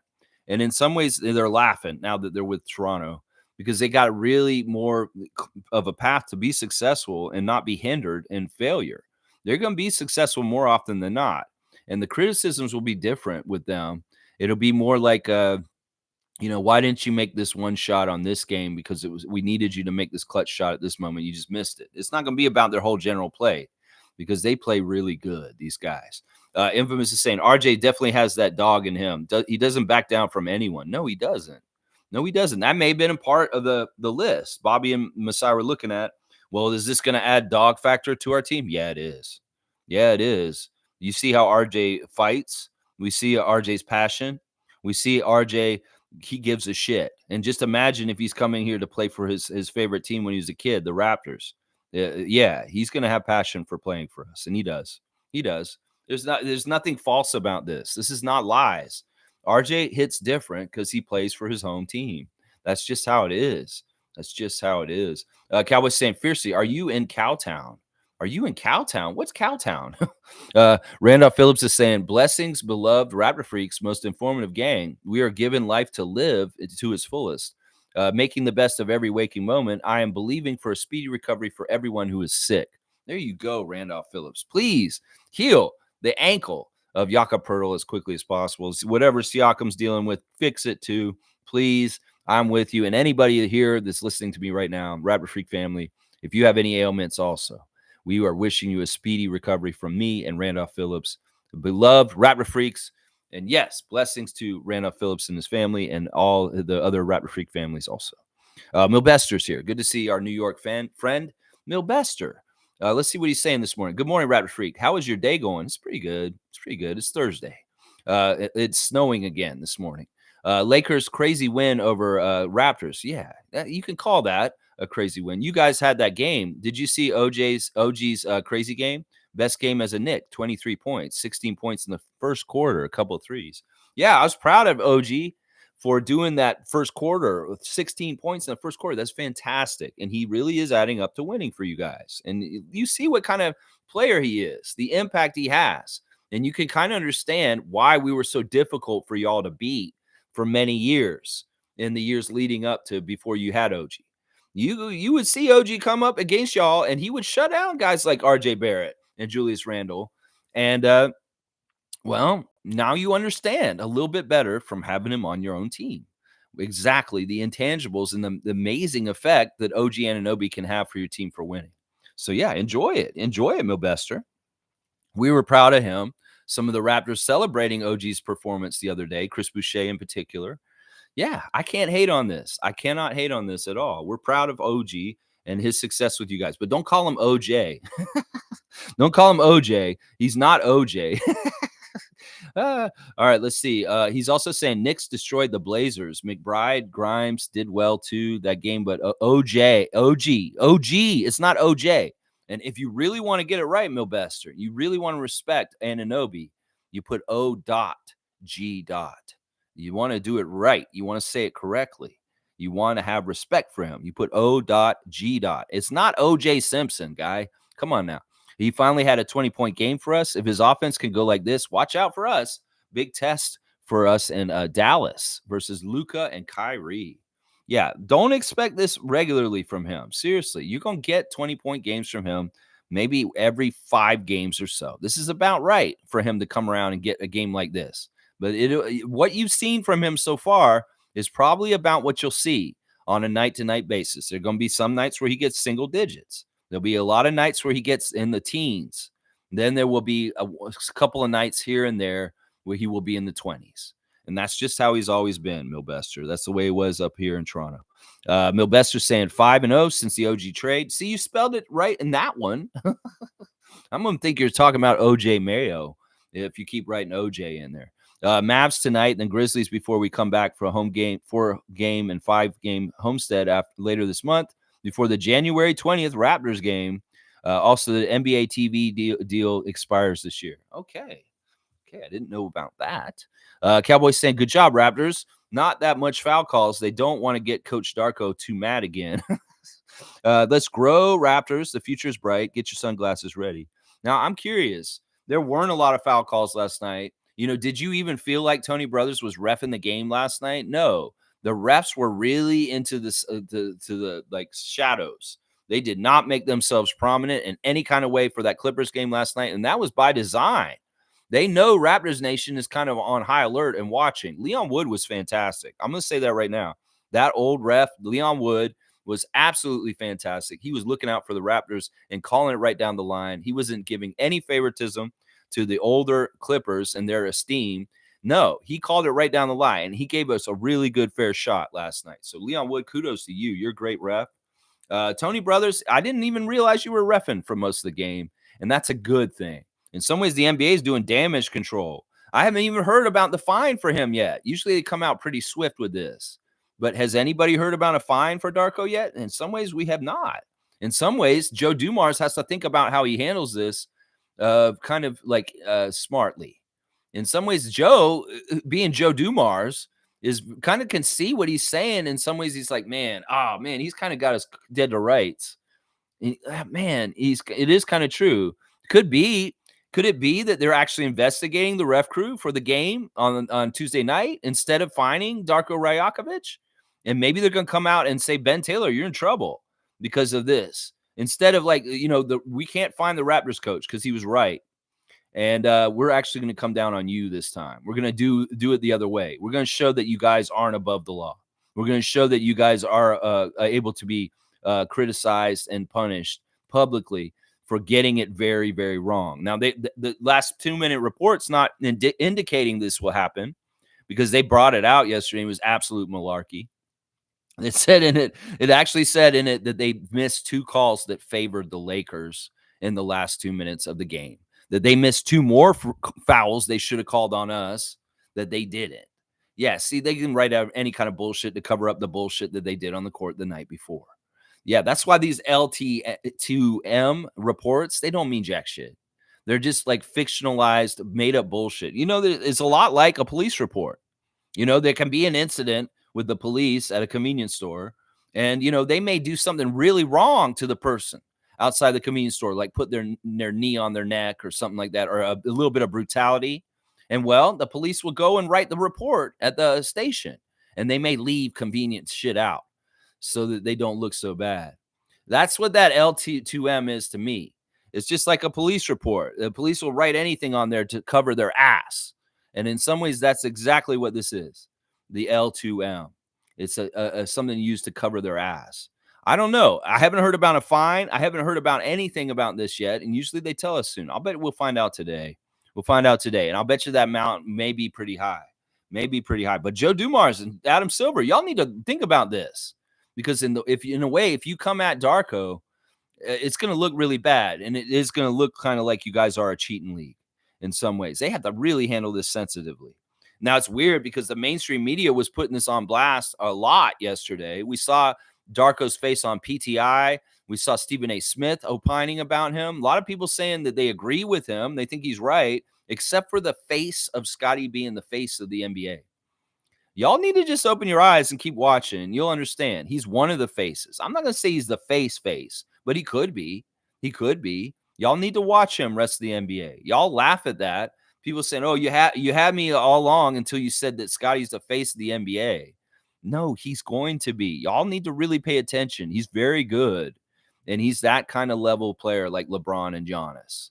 So you can act like he isn't important. You can act like he's not very good, but he's going to force you to know that he's good. He's going to force you to respect him and know that he's good. In some ways, the people saying, "Oh, Scotty's not a face of the NBA," they're haters, just like LeBron has haters, just like Kobe has haters, just like Michael had haters. And it's the same kind of shit. But yeah, y'all can't stop this. Scotty is a bona fide superstar. Darko is right. And you guys better get used to it and start treating him the correct way, NBA, because he's coming. And you can't stop him. He's too smart. He's too athletic. He's too good. And he's going to be a force. He's going to be a face in the NBA, just like they said. He's going to be a face. That's right. Yeah, so interesting stuff with the refs. They weren't that bad. In some ways, they were the kind of ref crew we needed last night after the travesty of the Lakers. And you see, we can still lose gracefully and not feel like we were cheated because the refs actually called a pretty good game. Yeah. Cool Cat saying, shout out to Storm and Norman, looking like a professional bucket. He missed a lot last night. He wasn't exactly right. I was kind of hating on Norman. And it's only really because in some ways in recent years, I don't feel like he totally respects our team.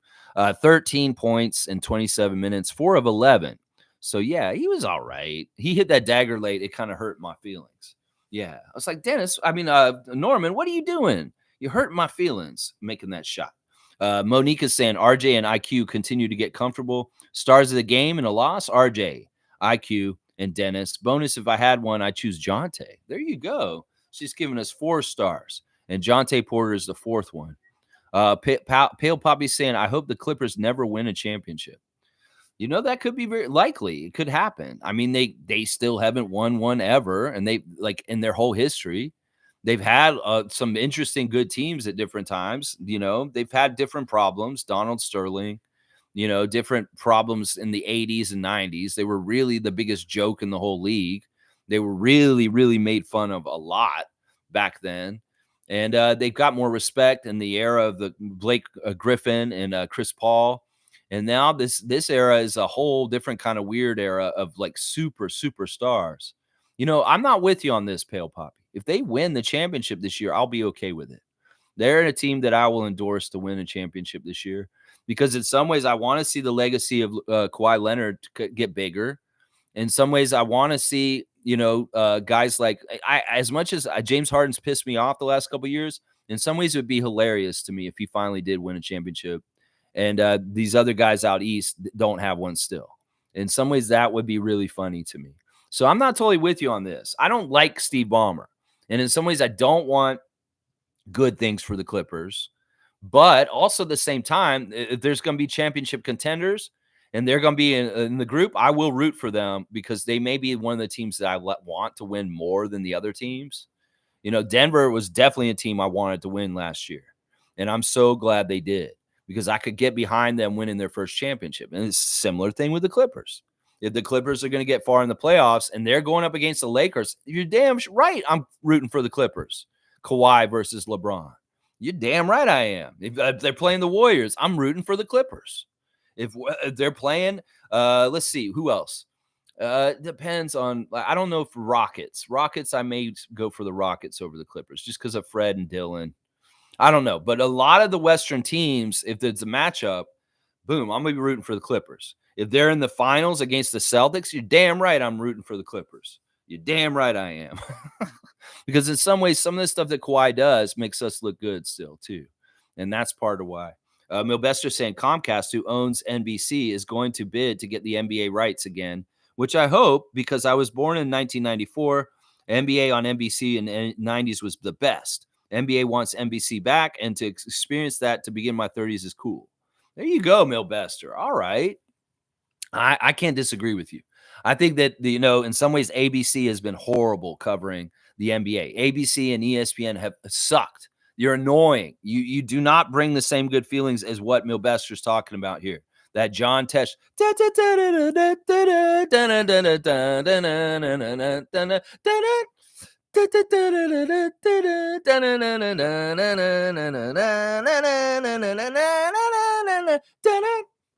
Yeah, John Tesh, Entertainment Tonight's John Tesh, sitting next to Mary Hart, was making the song for NBA on NBC also.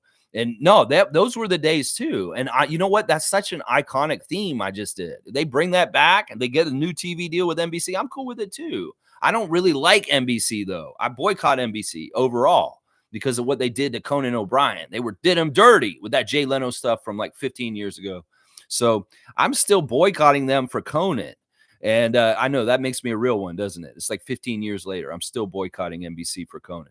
But listen, if the NBA is going to get the contract with NBC again, I agree, Milbester. This is better for the league.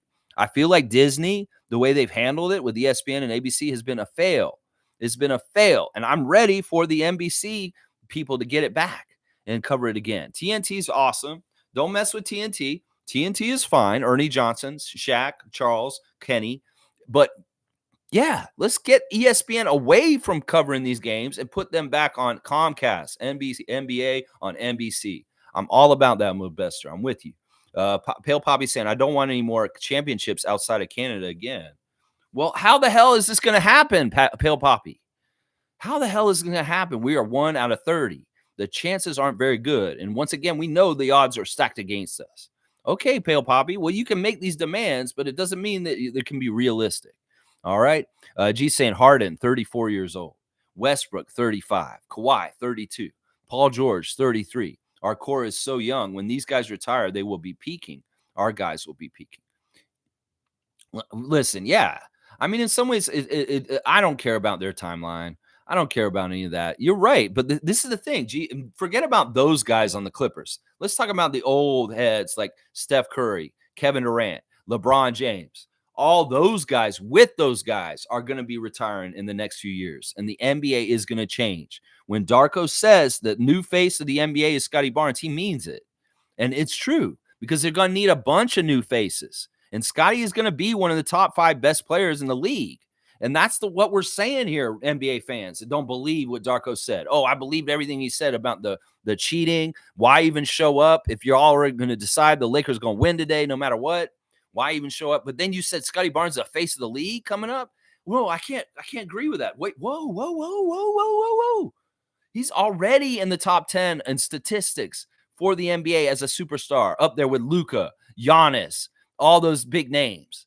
So why you not get this? That this kid is going to get even better, and he's going to be one of the top 5 best players in the league. He's going to be the Kawhi of his generation soon. He's going to be the Kawhi Leonard, the next one for the next. He's not going to be the next LeBron. He's going to be the next Kawhi Leonard. And you could damn for sure going to tell me Kawhi Leonard isn't a top player in this league, a face of this league. He could be more of a face of this league if he was more personable, if he was more interested in it. He could have been, but that's not something he wanted, just like Jokic. These guys don't want it sometimes. They don't embrace it like Joel Embiid or Jason Tatum, guys that don't deserve it, honestly. So, yeah, it's interesting. It's interesting stuff. Let's see. Milbester's saying this April, channels start bidding for NBA TV deal negotiations, but pray NBC gets the rights back because they want to bid for it. NBA actually wants NBC. Modern games with NBA on NBC is epic. Yeah, I'm not disagreeing with you, Milbester. You're saying the same thing you just said. Jimmy's saying, really sucks that just as we start turning the corner as a team, injuries happen. Like, damn. Yeah. In some ways, that's annoying for sure. It's very, very annoying. We'll have to see. Well, listen, this is where we get tested. Next man up. Next man up. Most saying love Darko timeouts. Yeah, they're smart. And Eric Curry's doing the same thing on the 905 level. He's calling the timeouts better this year, too.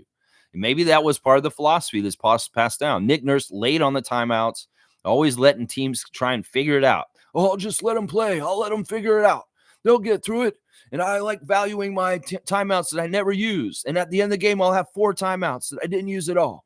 Yeah, that's normally what happens. Darko's using his timeouts and getting value out of them. Nick wasn't using his timeouts hardly at all. And it was too late often when Nick would do his timeouts. Darko's preemptive. He's doing a good job. And I noticed that Eric Curry changed how he does timeouts with the change with the coaches, too.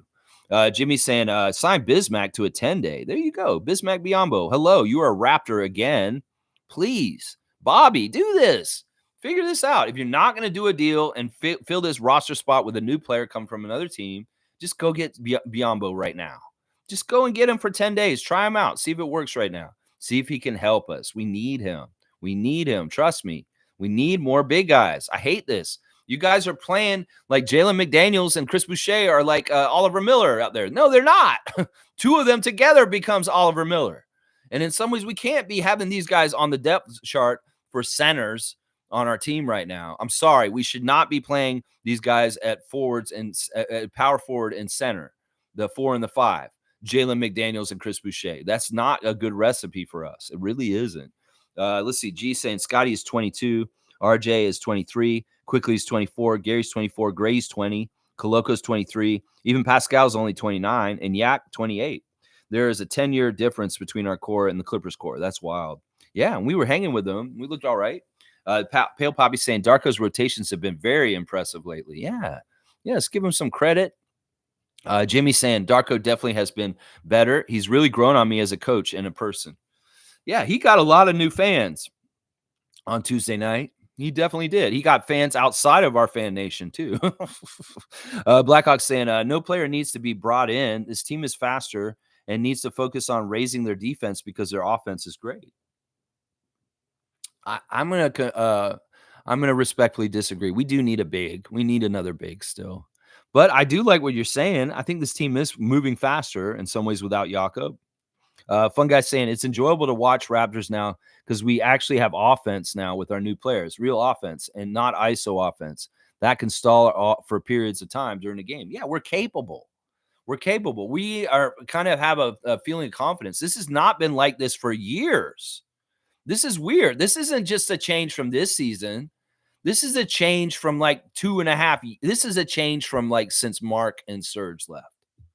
Seriously, we haven't had a capable offense pretty much since the Tampa year. That Tampa year was a horrible offensive year. The year after that, we were still struggling with their offense. We were gritting through and battling, even though now we have an offense again. It's not like a thing that just happened this year. This is something we needed for like 2.5 years, pretty much all of Scotty's career and the year before even too. Yeah, all of Scotty's career and the year before. We have not had an offense like this until like now again. And I love it too. It's refreshing. It's fun. It's part of the reason why everybody wants to watch. Cowboys saying good point. G, alley-oop to G. All right, you want to give him an alley-oop for the core being young. Okay, yeah, I like that. All right, we'll do that. We'll give him his 10th dunk of the year. It looks like G might be the leader right now. I don't know. Kareem's up there too. Let's see. Blackhawks saying that fall under the hoop was a major fall for Pascal. No surprise he was out for his back. Yeah, it was twisting in the air.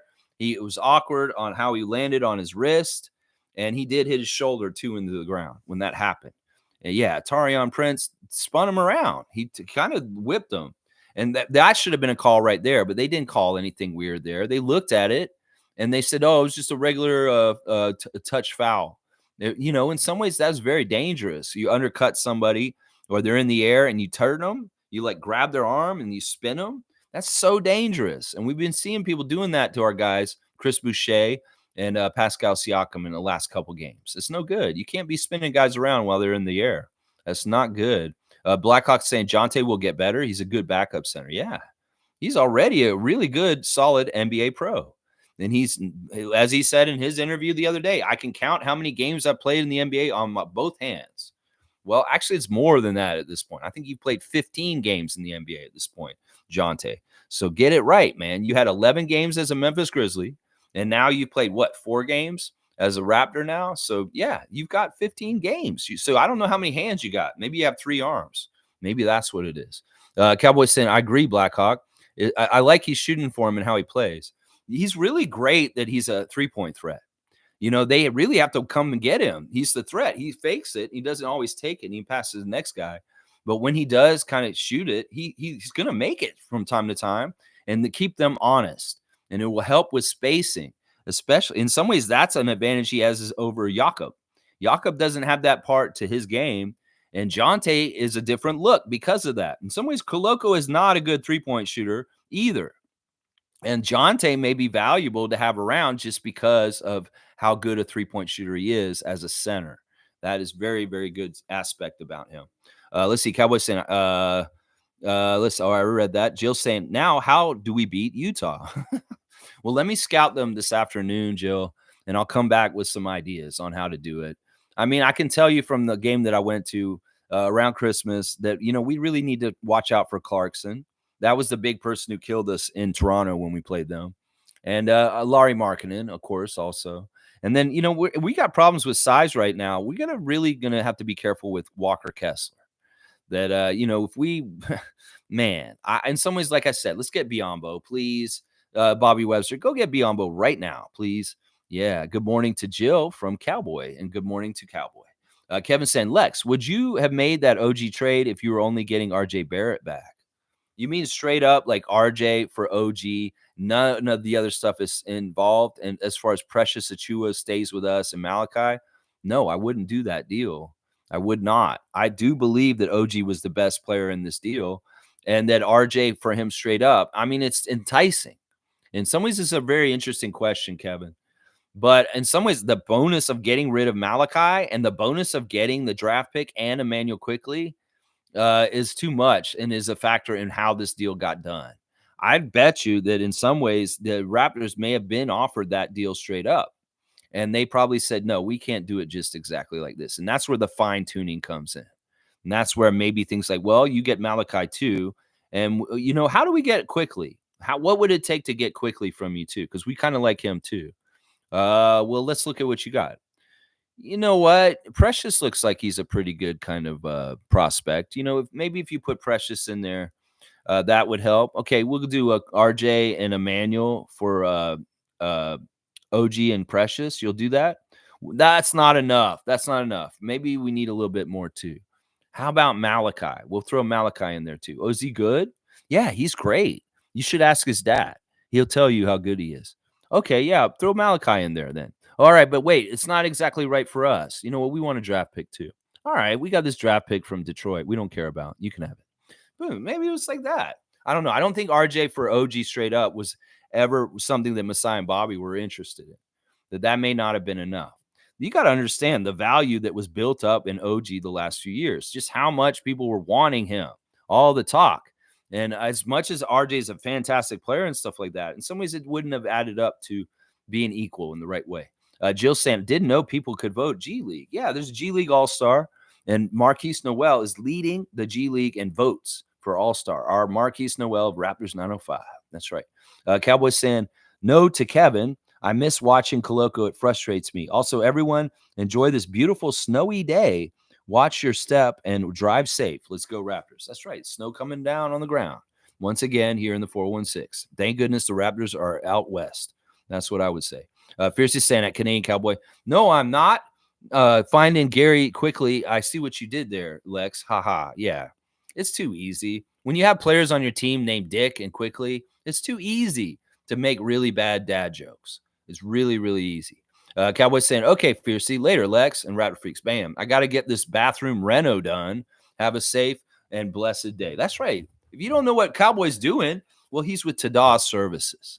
Tada Cleaning Services Incorporated, 647-833-6844. He's doing a bathroom renovation. It says it on here. Restoration services, kitchens and bathrooms. He could also restore your floods, your flood restoration damage. He can be a handyman. He can do flooring. He can paint. He can plaster. He can mold. Not like cheese. I mean like molding in the corner of your house. Not like the green stuff that grows on your cheese. Water damage repairs. He can do it all. You can call Tada Services. Bradley will come to your house and he will renovate your bathroom, just like he's doing right now as we speak. He's in somebody's bathroom right now, listening to me, renovating his bathroom right now. So, yeah, have a safe and blessed day. Thank you, Cowboy. Tada Services, 647-833-6844 in the greater Toronto area. Yeah, they'll come and renovate your bathroom. That's right. Enjoy, Cowboy, from Jill and later. And Cowboy saying, thanks, darling. And big ups to Thaddeus Young. That's right. Fun guy saying, really? Because, all right, really?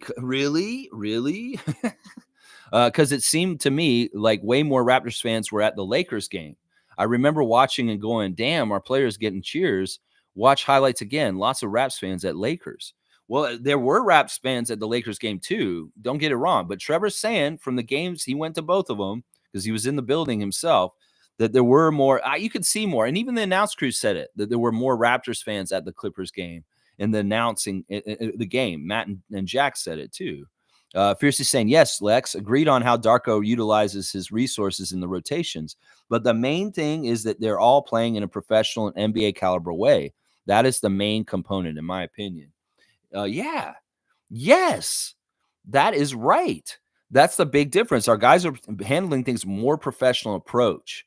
And it could be that there were some of the guys that got sent in the trade that weren't being as professional as they should have been. And it was causing problems with the overall professionalism of the team. And in some ways, that has been the big upgrade, partly from the deal with New York, is that we have a much more professional team carrying themselves in a professional way. And it's just as simple as maybe the approach, the preparation before the game.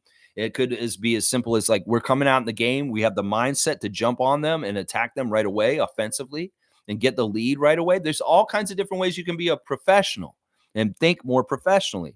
Could be making winning plays in the game that just add up to winning, sacrificing for your teammates, looking for your teammates, listening to your coach better, trying to execute the plays of the coach more effectively, that they actually are getting executed instead of just bullshit that was going on earlier this season. There's a lot of different things that are changed because our team got more professional, acted more professional right now. That's right. Fiercely saying the game that Will Ferrell was at before was the Portland game. That's right. That was at the very beginning of the season, I think. Or was it last season? I'm trying to remember. Milbester saying, also, Lex, I was binging Final Fantasy VII Remake on my PlayStation 5. I'm gamer guy, too. On Chapter 3, meeting Tifa and got Cloud and Barrett on my team. I saw Sephiroth. Whoa. This man talking about Final Fantasy stuff. And he got RJ Barrett on his team. That's pretty cool. I'm glad you got RJ Barrett on your Final Fantasy team. He's a red mage, I'll bet. And he can probably do a little bit of the black and the white magic. And yeah, he's a red mage. He's very, very fiery. Yeah, and if you got him in your traveling group, you can really help. But make sure you have a good white mage to heal the group and get your buffs up. And if anybody's getting the enmity, make sure it's the tank. How about that, Milbester? Whoa. Raptor Street dropping Final Fantasy stuff on Milbester. He's probably like, whoa, he knows what he's talking about.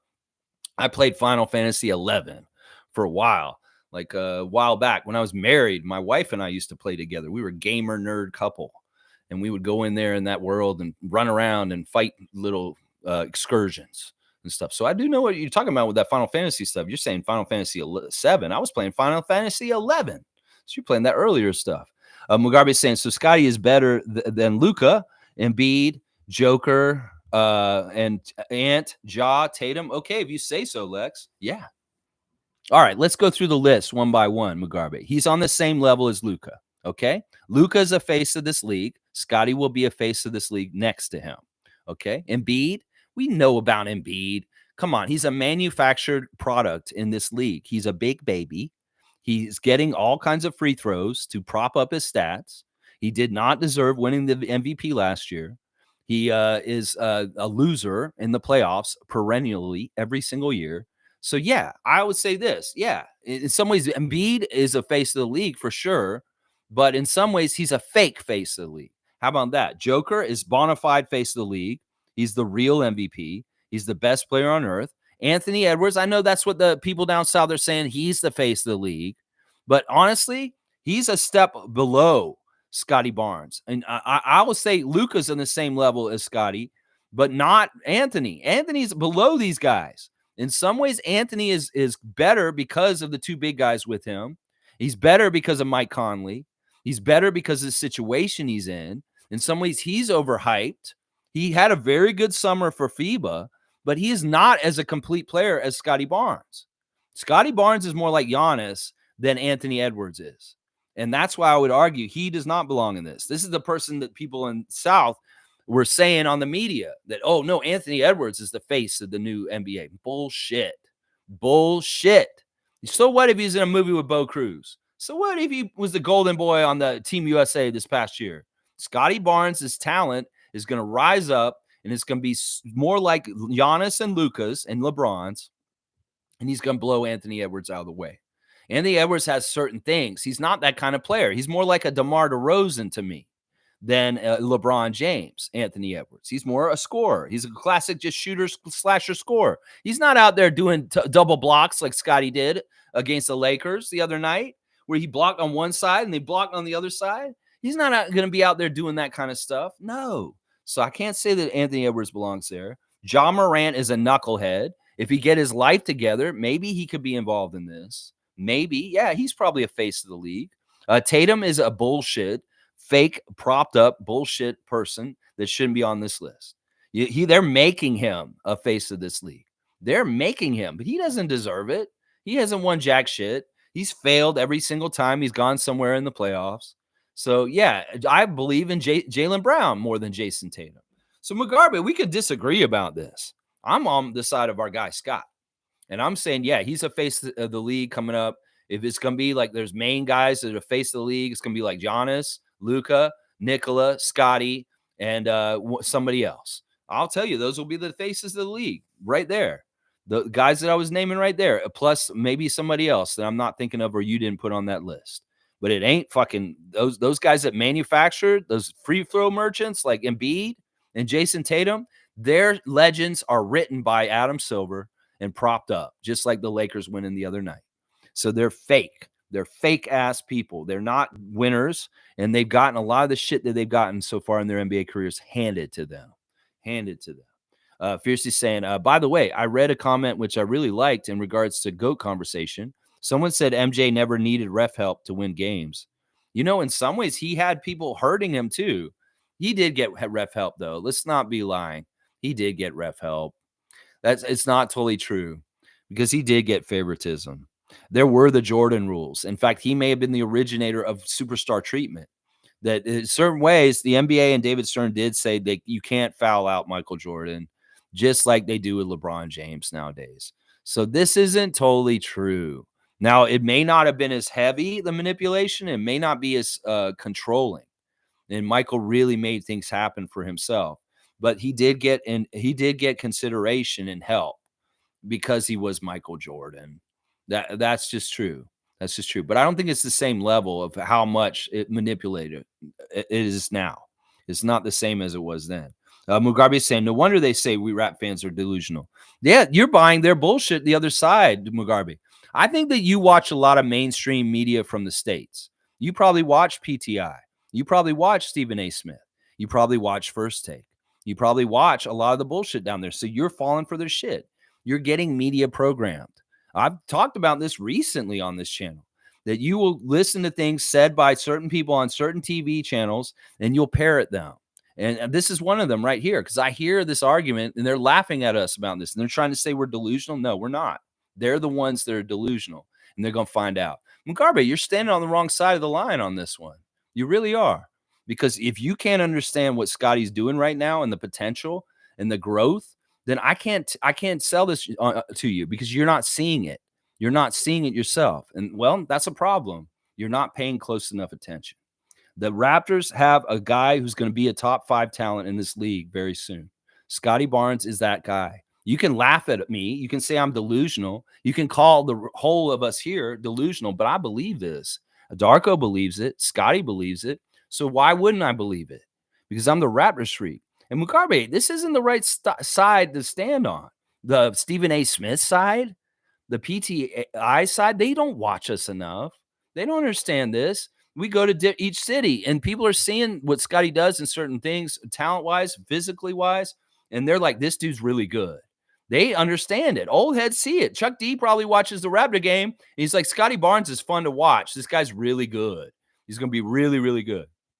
So Mugabe, don't call us delusional because you know what? You're gaslighting us, just like Stephen A. Smith would. We can see with our own 2 eyes who Scotty Barnes is, and Darko is right. Darko is not crazy. Darko is not crazy. I'm not crazy. I'm not delusional. So don't fucking gaslight me, Mugabe. Don't do the work of the ESPN heads and the mainstream media down there just because you heard them say it on TV. Doesn't mean it's true. Scotty is a badass, and he will go and take his place, whether they like it or not.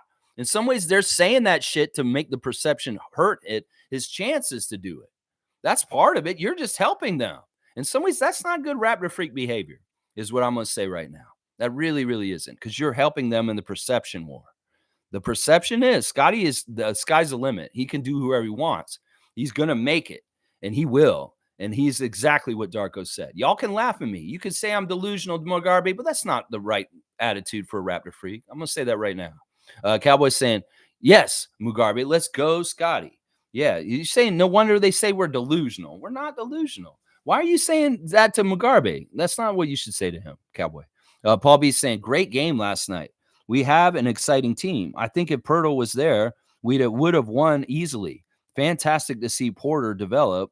Coloco plus Porter is going to be a strong squad soon. Well, I hope so, Paul B.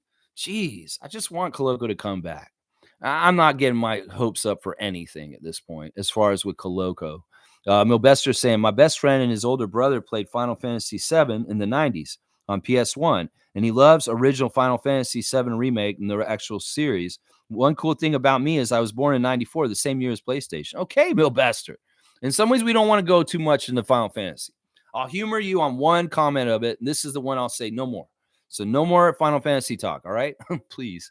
All right, if you have more comments, I'm not going to read them, just so you know. G saying, Quickly's tribute article is touching. I just want the Raptors fans to know, if you're reading this, I wouldn't want to start my next chapter anywhere near else. That's awesome. I think that he's really enjoying it. I think that the opportunities are really awesome anywhere else, is what he said. Okay. Yeah, I honestly, Quickly's awesome. There's nothing not to like about him. I can see the potential of him growing more and more like Tyrese Maxey, and I'm all about it. I'm all about it. Let's see, Cowboy saying, and we freaks also, okay? G saying, yeah, the typo. And Paul B saying, if everyone is on the table for Golden State, I'd trade for Klay Thompson. I don't want Klay Thompson on our team, old-ass alcoholic Klay Thompson. That motherfucker has a drinking problem. Seriously. I seen him, like, in the offseason. He's depressed, and he drinks his face off. No, I don't want his old ass, sorry ass Klay Thompson. Paul B, you have really, your taste in players is very different than mine. No, Klay Thompson's a punk. Fuck him. I never want to see him in a Raptors jersey. Seriously. Fiercely saying, cut off, 1052. Okay. All right. Milbester's saying, okay, yeah, that's about Final Fantasy. I'm not going to read it. Pale Poppy saying, if you want to salvage your season, I suggest we go and get a legitimate backup center with NBA experience. Yeah, Bismack Biyombo. Bismack Biyombo, please. And Pale Poppy saying, because if Jakob is out for any more than 2 weeks, 2 weeks may be long enough. I'm okay with getting Bismack. If it's in the cards, we'll do it. I'm sure we will. Wayne saying, Lex, the rest of the season scheduled games, if we win 50%, is that sufficient for playing hypothetically? I understand that it's a relative assumption. Do we need to win 3 out of every 5? Yeah, that's what we need to do. If we want to beat our mark from last year, we got to win 3 out of 5. Now, the Clipper game last night was the first one of the second set of 5. The first 5 games of 2024, we won 3 out of 5. So we're on pace in the first 5 games. It's too bad we lost the Clippers, the Kings, and the Laker game, because that would have helped us get ahead. Well, we've lost the first one of the next set of 5. So we need to win 3 out of 4 of the next games to keep our pace. That is what I figured out. We can't do 50%. It's not going to work. We won't get enough ground. We have to win 3 out of 5 every 5 games. That's what we have to do, Wayne. I figured it out. Pal Poppy's saying, Barnes is better than Anthony Edwards. Get real here. Of course he is. Yeah. Yeah. Edwards is not as good as Barnes. Barnes can do way more things than Edwards can. Edwards may have better scoring performances right now. He may be getting more spotlight, but Scotty is getting like hidden. In some ways, they're like, they know that Scotty's really good and that they can't totally get him hidden, but they want to hide him as much as possible. In some ways, the way that the All-Star voting is showing that they don't want him to be an All-Star. It's very weird. It's very, very weird. Very, very weird. Let's see. Wayne's saying the face of the NBA is basically a mirror. You see whoever you're looking at. Nobody thinks of Embiid as the NBA's face. Realistically, it's still LeBron. Jokic is in national ads, but no personality. Yeah. Yeah, I can see that. Scotty's got a personality. He's got a look to him that can make him the face of the league. He can be this kind of guy that people will get behind, just like LeBron.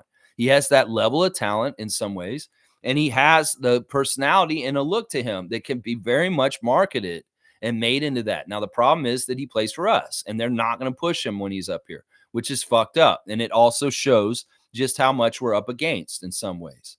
Now, Scott may not care. He may be such a badass, just like Masai, that he's going to buck the trends and he's going to make himself huge anyway, even though he plays in Toronto. So we'll see. We'll see how it goes. In some ways, I'm not going to count him out. I'm telling you. Seriously, he is one of the best players in this league. He will be a top 10 player, if not a top 5 player in the next couple of years, very soon. Watch.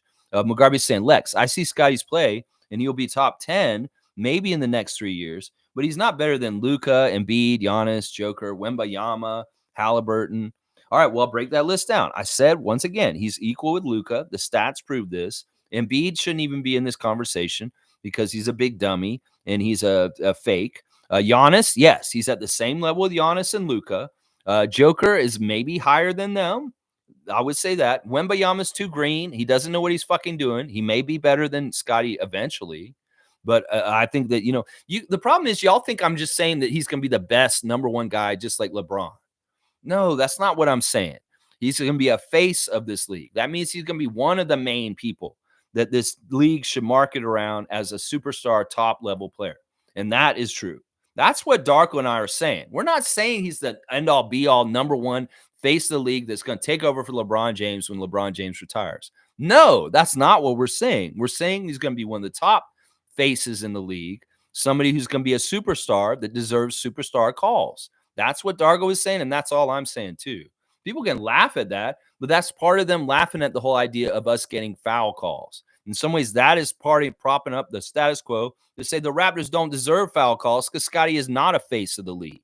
That's what it is, Mugabe. You want to be on that side of the line trying to say, oh, Scotty doesn't deserve foul free throw shots because he is not a superstar or a face of the league. That's bullshit. He will be both of those things. And he deserves the free throws that are commiserate with that kind of status in the NBA. So, yeah. All right, let me see. I'm going to wrap it up. I'll get done in less than 2 hours. This is awesome. Thanks for, going easy on the comments. You know what? Tough game last night. It is what it is. We played them toe-to-toe respectfully, honorably. Raptor fans are not upset about the narrow loss. We played very, very well considering things. My stars of the game for the Raptors in the game last night, RJ Barrett, Emmanuel Quickley, and Dennis Schroeder. Yeah, just, you know what? It could have been a better outcome, but hey, it's the Clippers, and it's Kawhi Leonard. It's very, very tough to beat them. 905 winning yesterday against the Legends. Really good to see them finally win again after a 5-game losing streak. Noel, number one star of the game. Justice Winslow, second star. Mohamedou Gueye is the third star. Freeman Liberty as the fourth, and Kevin O'Banner is the fifth star in my book on that stuff. So, happy birthday to Chris Boucher. Once again, it's Chris's birthday today. And I guess I could do the Instagram stories real quick right at the end here. Dennis Schroeder standing in the LA arena for the Lakers game, just sucking it all in. As far as like he's a former Laker, that atmosphere meant something to him because he's got a lot of memories of playing with the Lakers and LeBron James, just from last year even, and their playoff run last year. So that it's a little emotional for Dennis to play against the Lakers, just so you know. And then I don't know why he's got Jason Tatum on blast. He's calling him a bad man. Of course, he's teammates with him in Boston, so they're probably friends. But yeah, he's got Jason Tatum on his Instagram stories. I'm not totally sure why. Coloco's showing that fit coming in to the game. He's been wearing a jacket, a similar jacket that most of the games, but he had a little hoodie on last night. Yeah, Coloco, man, just get healthy. Please come back. He was running sprints before the game, apparently. Michael Grange reporting that Coloco was out on the court pregame last night, running around on the court. And maybe that's a good sign, something to come. Thad Young getting him put on blast for his dunk last night. He putting it on blast on his Instagram stories. And there's a picture of him with his wife, Shakina, walking through the hallways in the back. She was really delighted that Thad's gotten to start the last couple games. And she's really been enjoying the renaissance of Thad Young getting used and looking really quality out there and shutting up all the stupid naysayers, calling her husband an old man. And why the hell is he on the league still? Let's see. Marquise Noel putting on blast his line from last night, 25 points, 9 assists, 4 steals. And there's a great highlight of him getting the steal on transition. He passes to one guy, and Javon passes it back to him, and then he passes to Kevin O'Banner. Really lightning quick passes going every which way. 905 was moving the ball really well last night. Really, really good stuff. All right, let's see. Slim Duck has got Scotty on blast, and he's saying the future of the league at your boy Scotty. See, he believes it too, Mugabe. Chris Boucher believes that Scotty Barnes is the future of the league also. So why would he put it on there? OG making a post on Instagram stories, which is not normal. It's a pass that he got in a dunk. He did a little reverse dunk underneath the basket.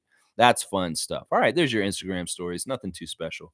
Y'all, if you have a Yahoo fantasy basketball team, keep up with it. Kareem Thomas, I'm playing you right now, and I'm beating you bad. 308 to 89 points, Kareem. Oh my gosh. No stretch, stay ready. Exactly. You better stretch, my man, because I'm kicking your butt in the Yahoo. Yeah, in the Yahoo, I am kicking your butt, and you need to get back on that.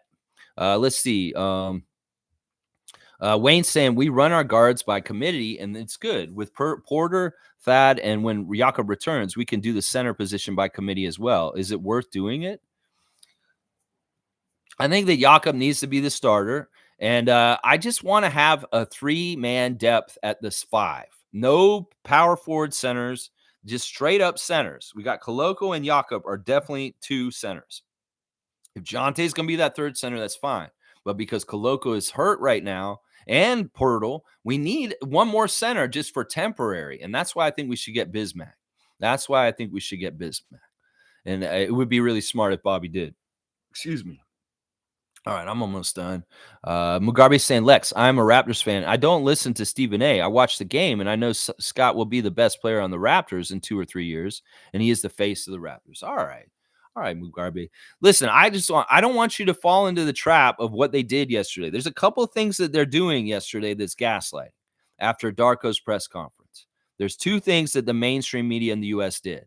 They started calling him a conspiracy theorist about his views about the NBA and them saying that, well, if you're just going to give the game to the Lakers, this is the way that the NBA PR department fights this. They fight it with public relations, with, putting out the mainstream media's message as denying Darko as being kind of a kook and saying he's a conspiracy theorist and making him get marginalized or debunked by saying, oh, he's, they're getting people on TV to say stuff that makes him sound like he's a conspiracy theorist. I've seen them do it on ESPN. I've seen them do it on TSN. And that's part of them just trying to save, their business.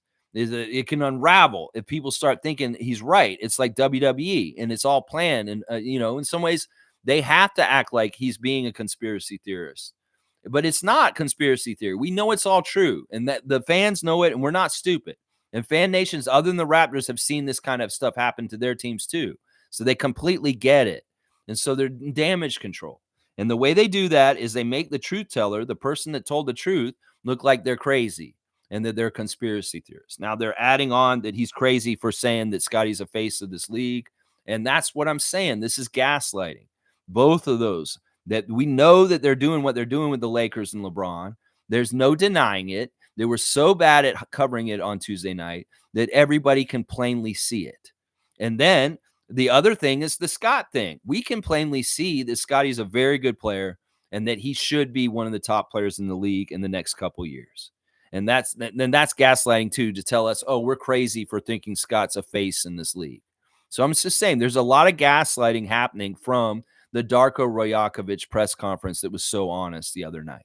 Gaslighting about it being conspiracy theories. No, it's not. You're gaslighting when you say that. He's right. It's honest what he said. And a lot of people said it. Mainstream media people said it. What he said is true. But then they're gaslighting him about saying that Scotty's a face of the league. So, yeah. Milbester saying, wow, Knicks in driver's seat. The 5-game win streak with OG has allowed us to go from 8th seed to 4th seed. We passed the Heat, the Pacers, the Magic, and they have 9 games left. Okay, yeah, that's great. That's great, Milbester. Also, we got through the hardest schedule with so many back-to-back games. Plus, most of our games were on the road. We have the entire second half in this January with a lot of home games. Hey, listen, that's great, man. But in some ways, we're going to come beat your ass on the 20th. That's what's going to happen next. David's saying, good game, good whistle. Porter has a lot of promise. Go Raps. There you go, David. I like that. And Mugabe's saying, okay, now I understand you, Lex. Now I understand you. I thought you were saying he's going to be the number 1 guy. Laugh out loud. No, and I think that's what a lot of people are saying, thinking with what Darko's saying. But see, he may have meant that.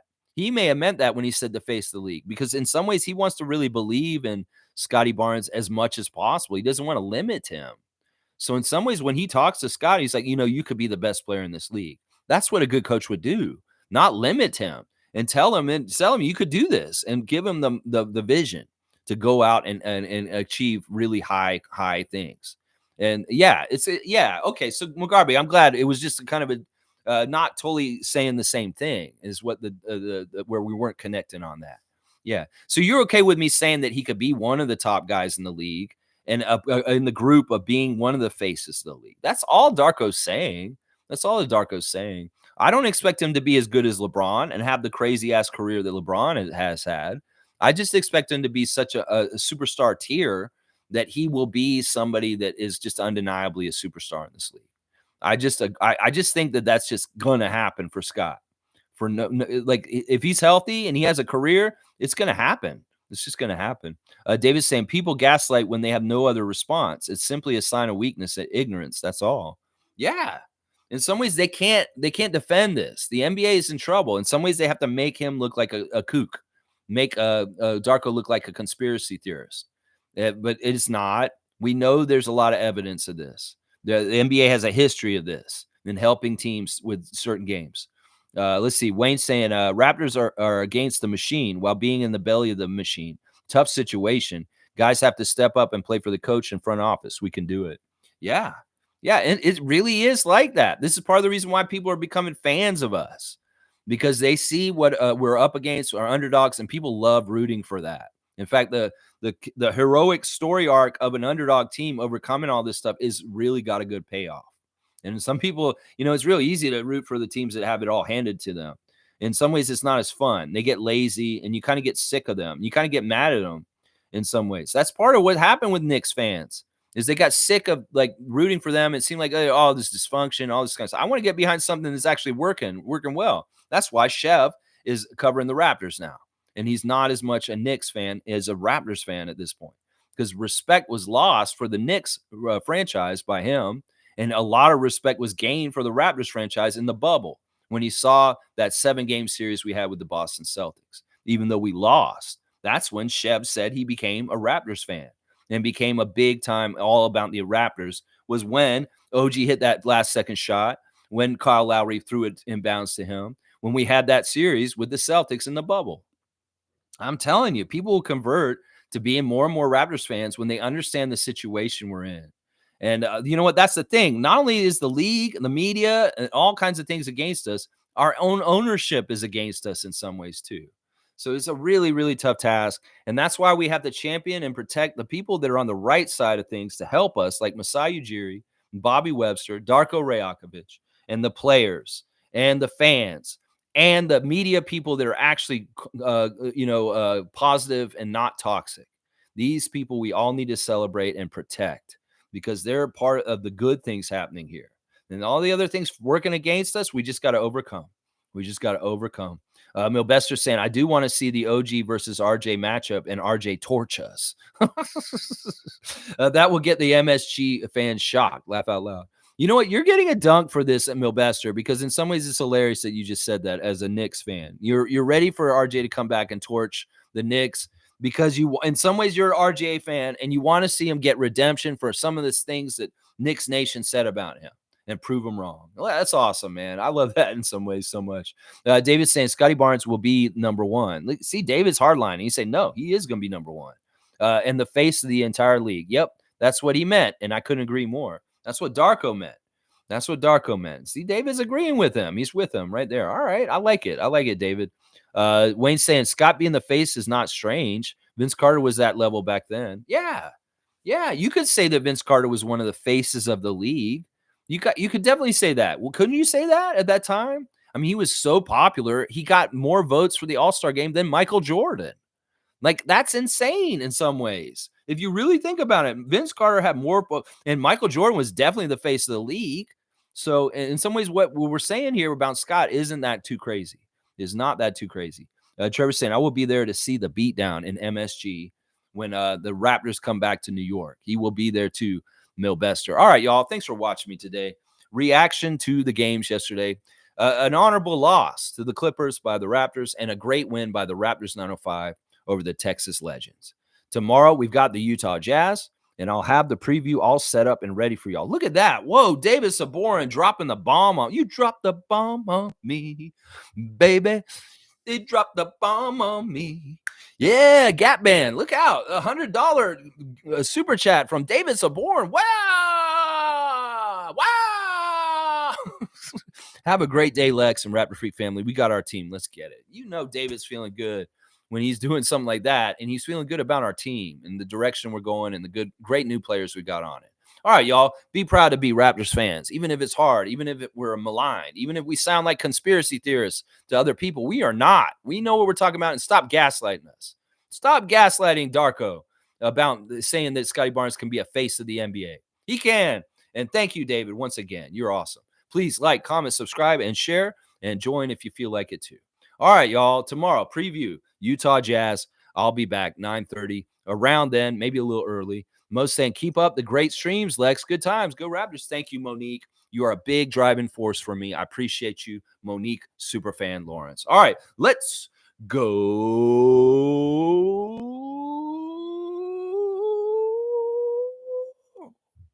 Raptors.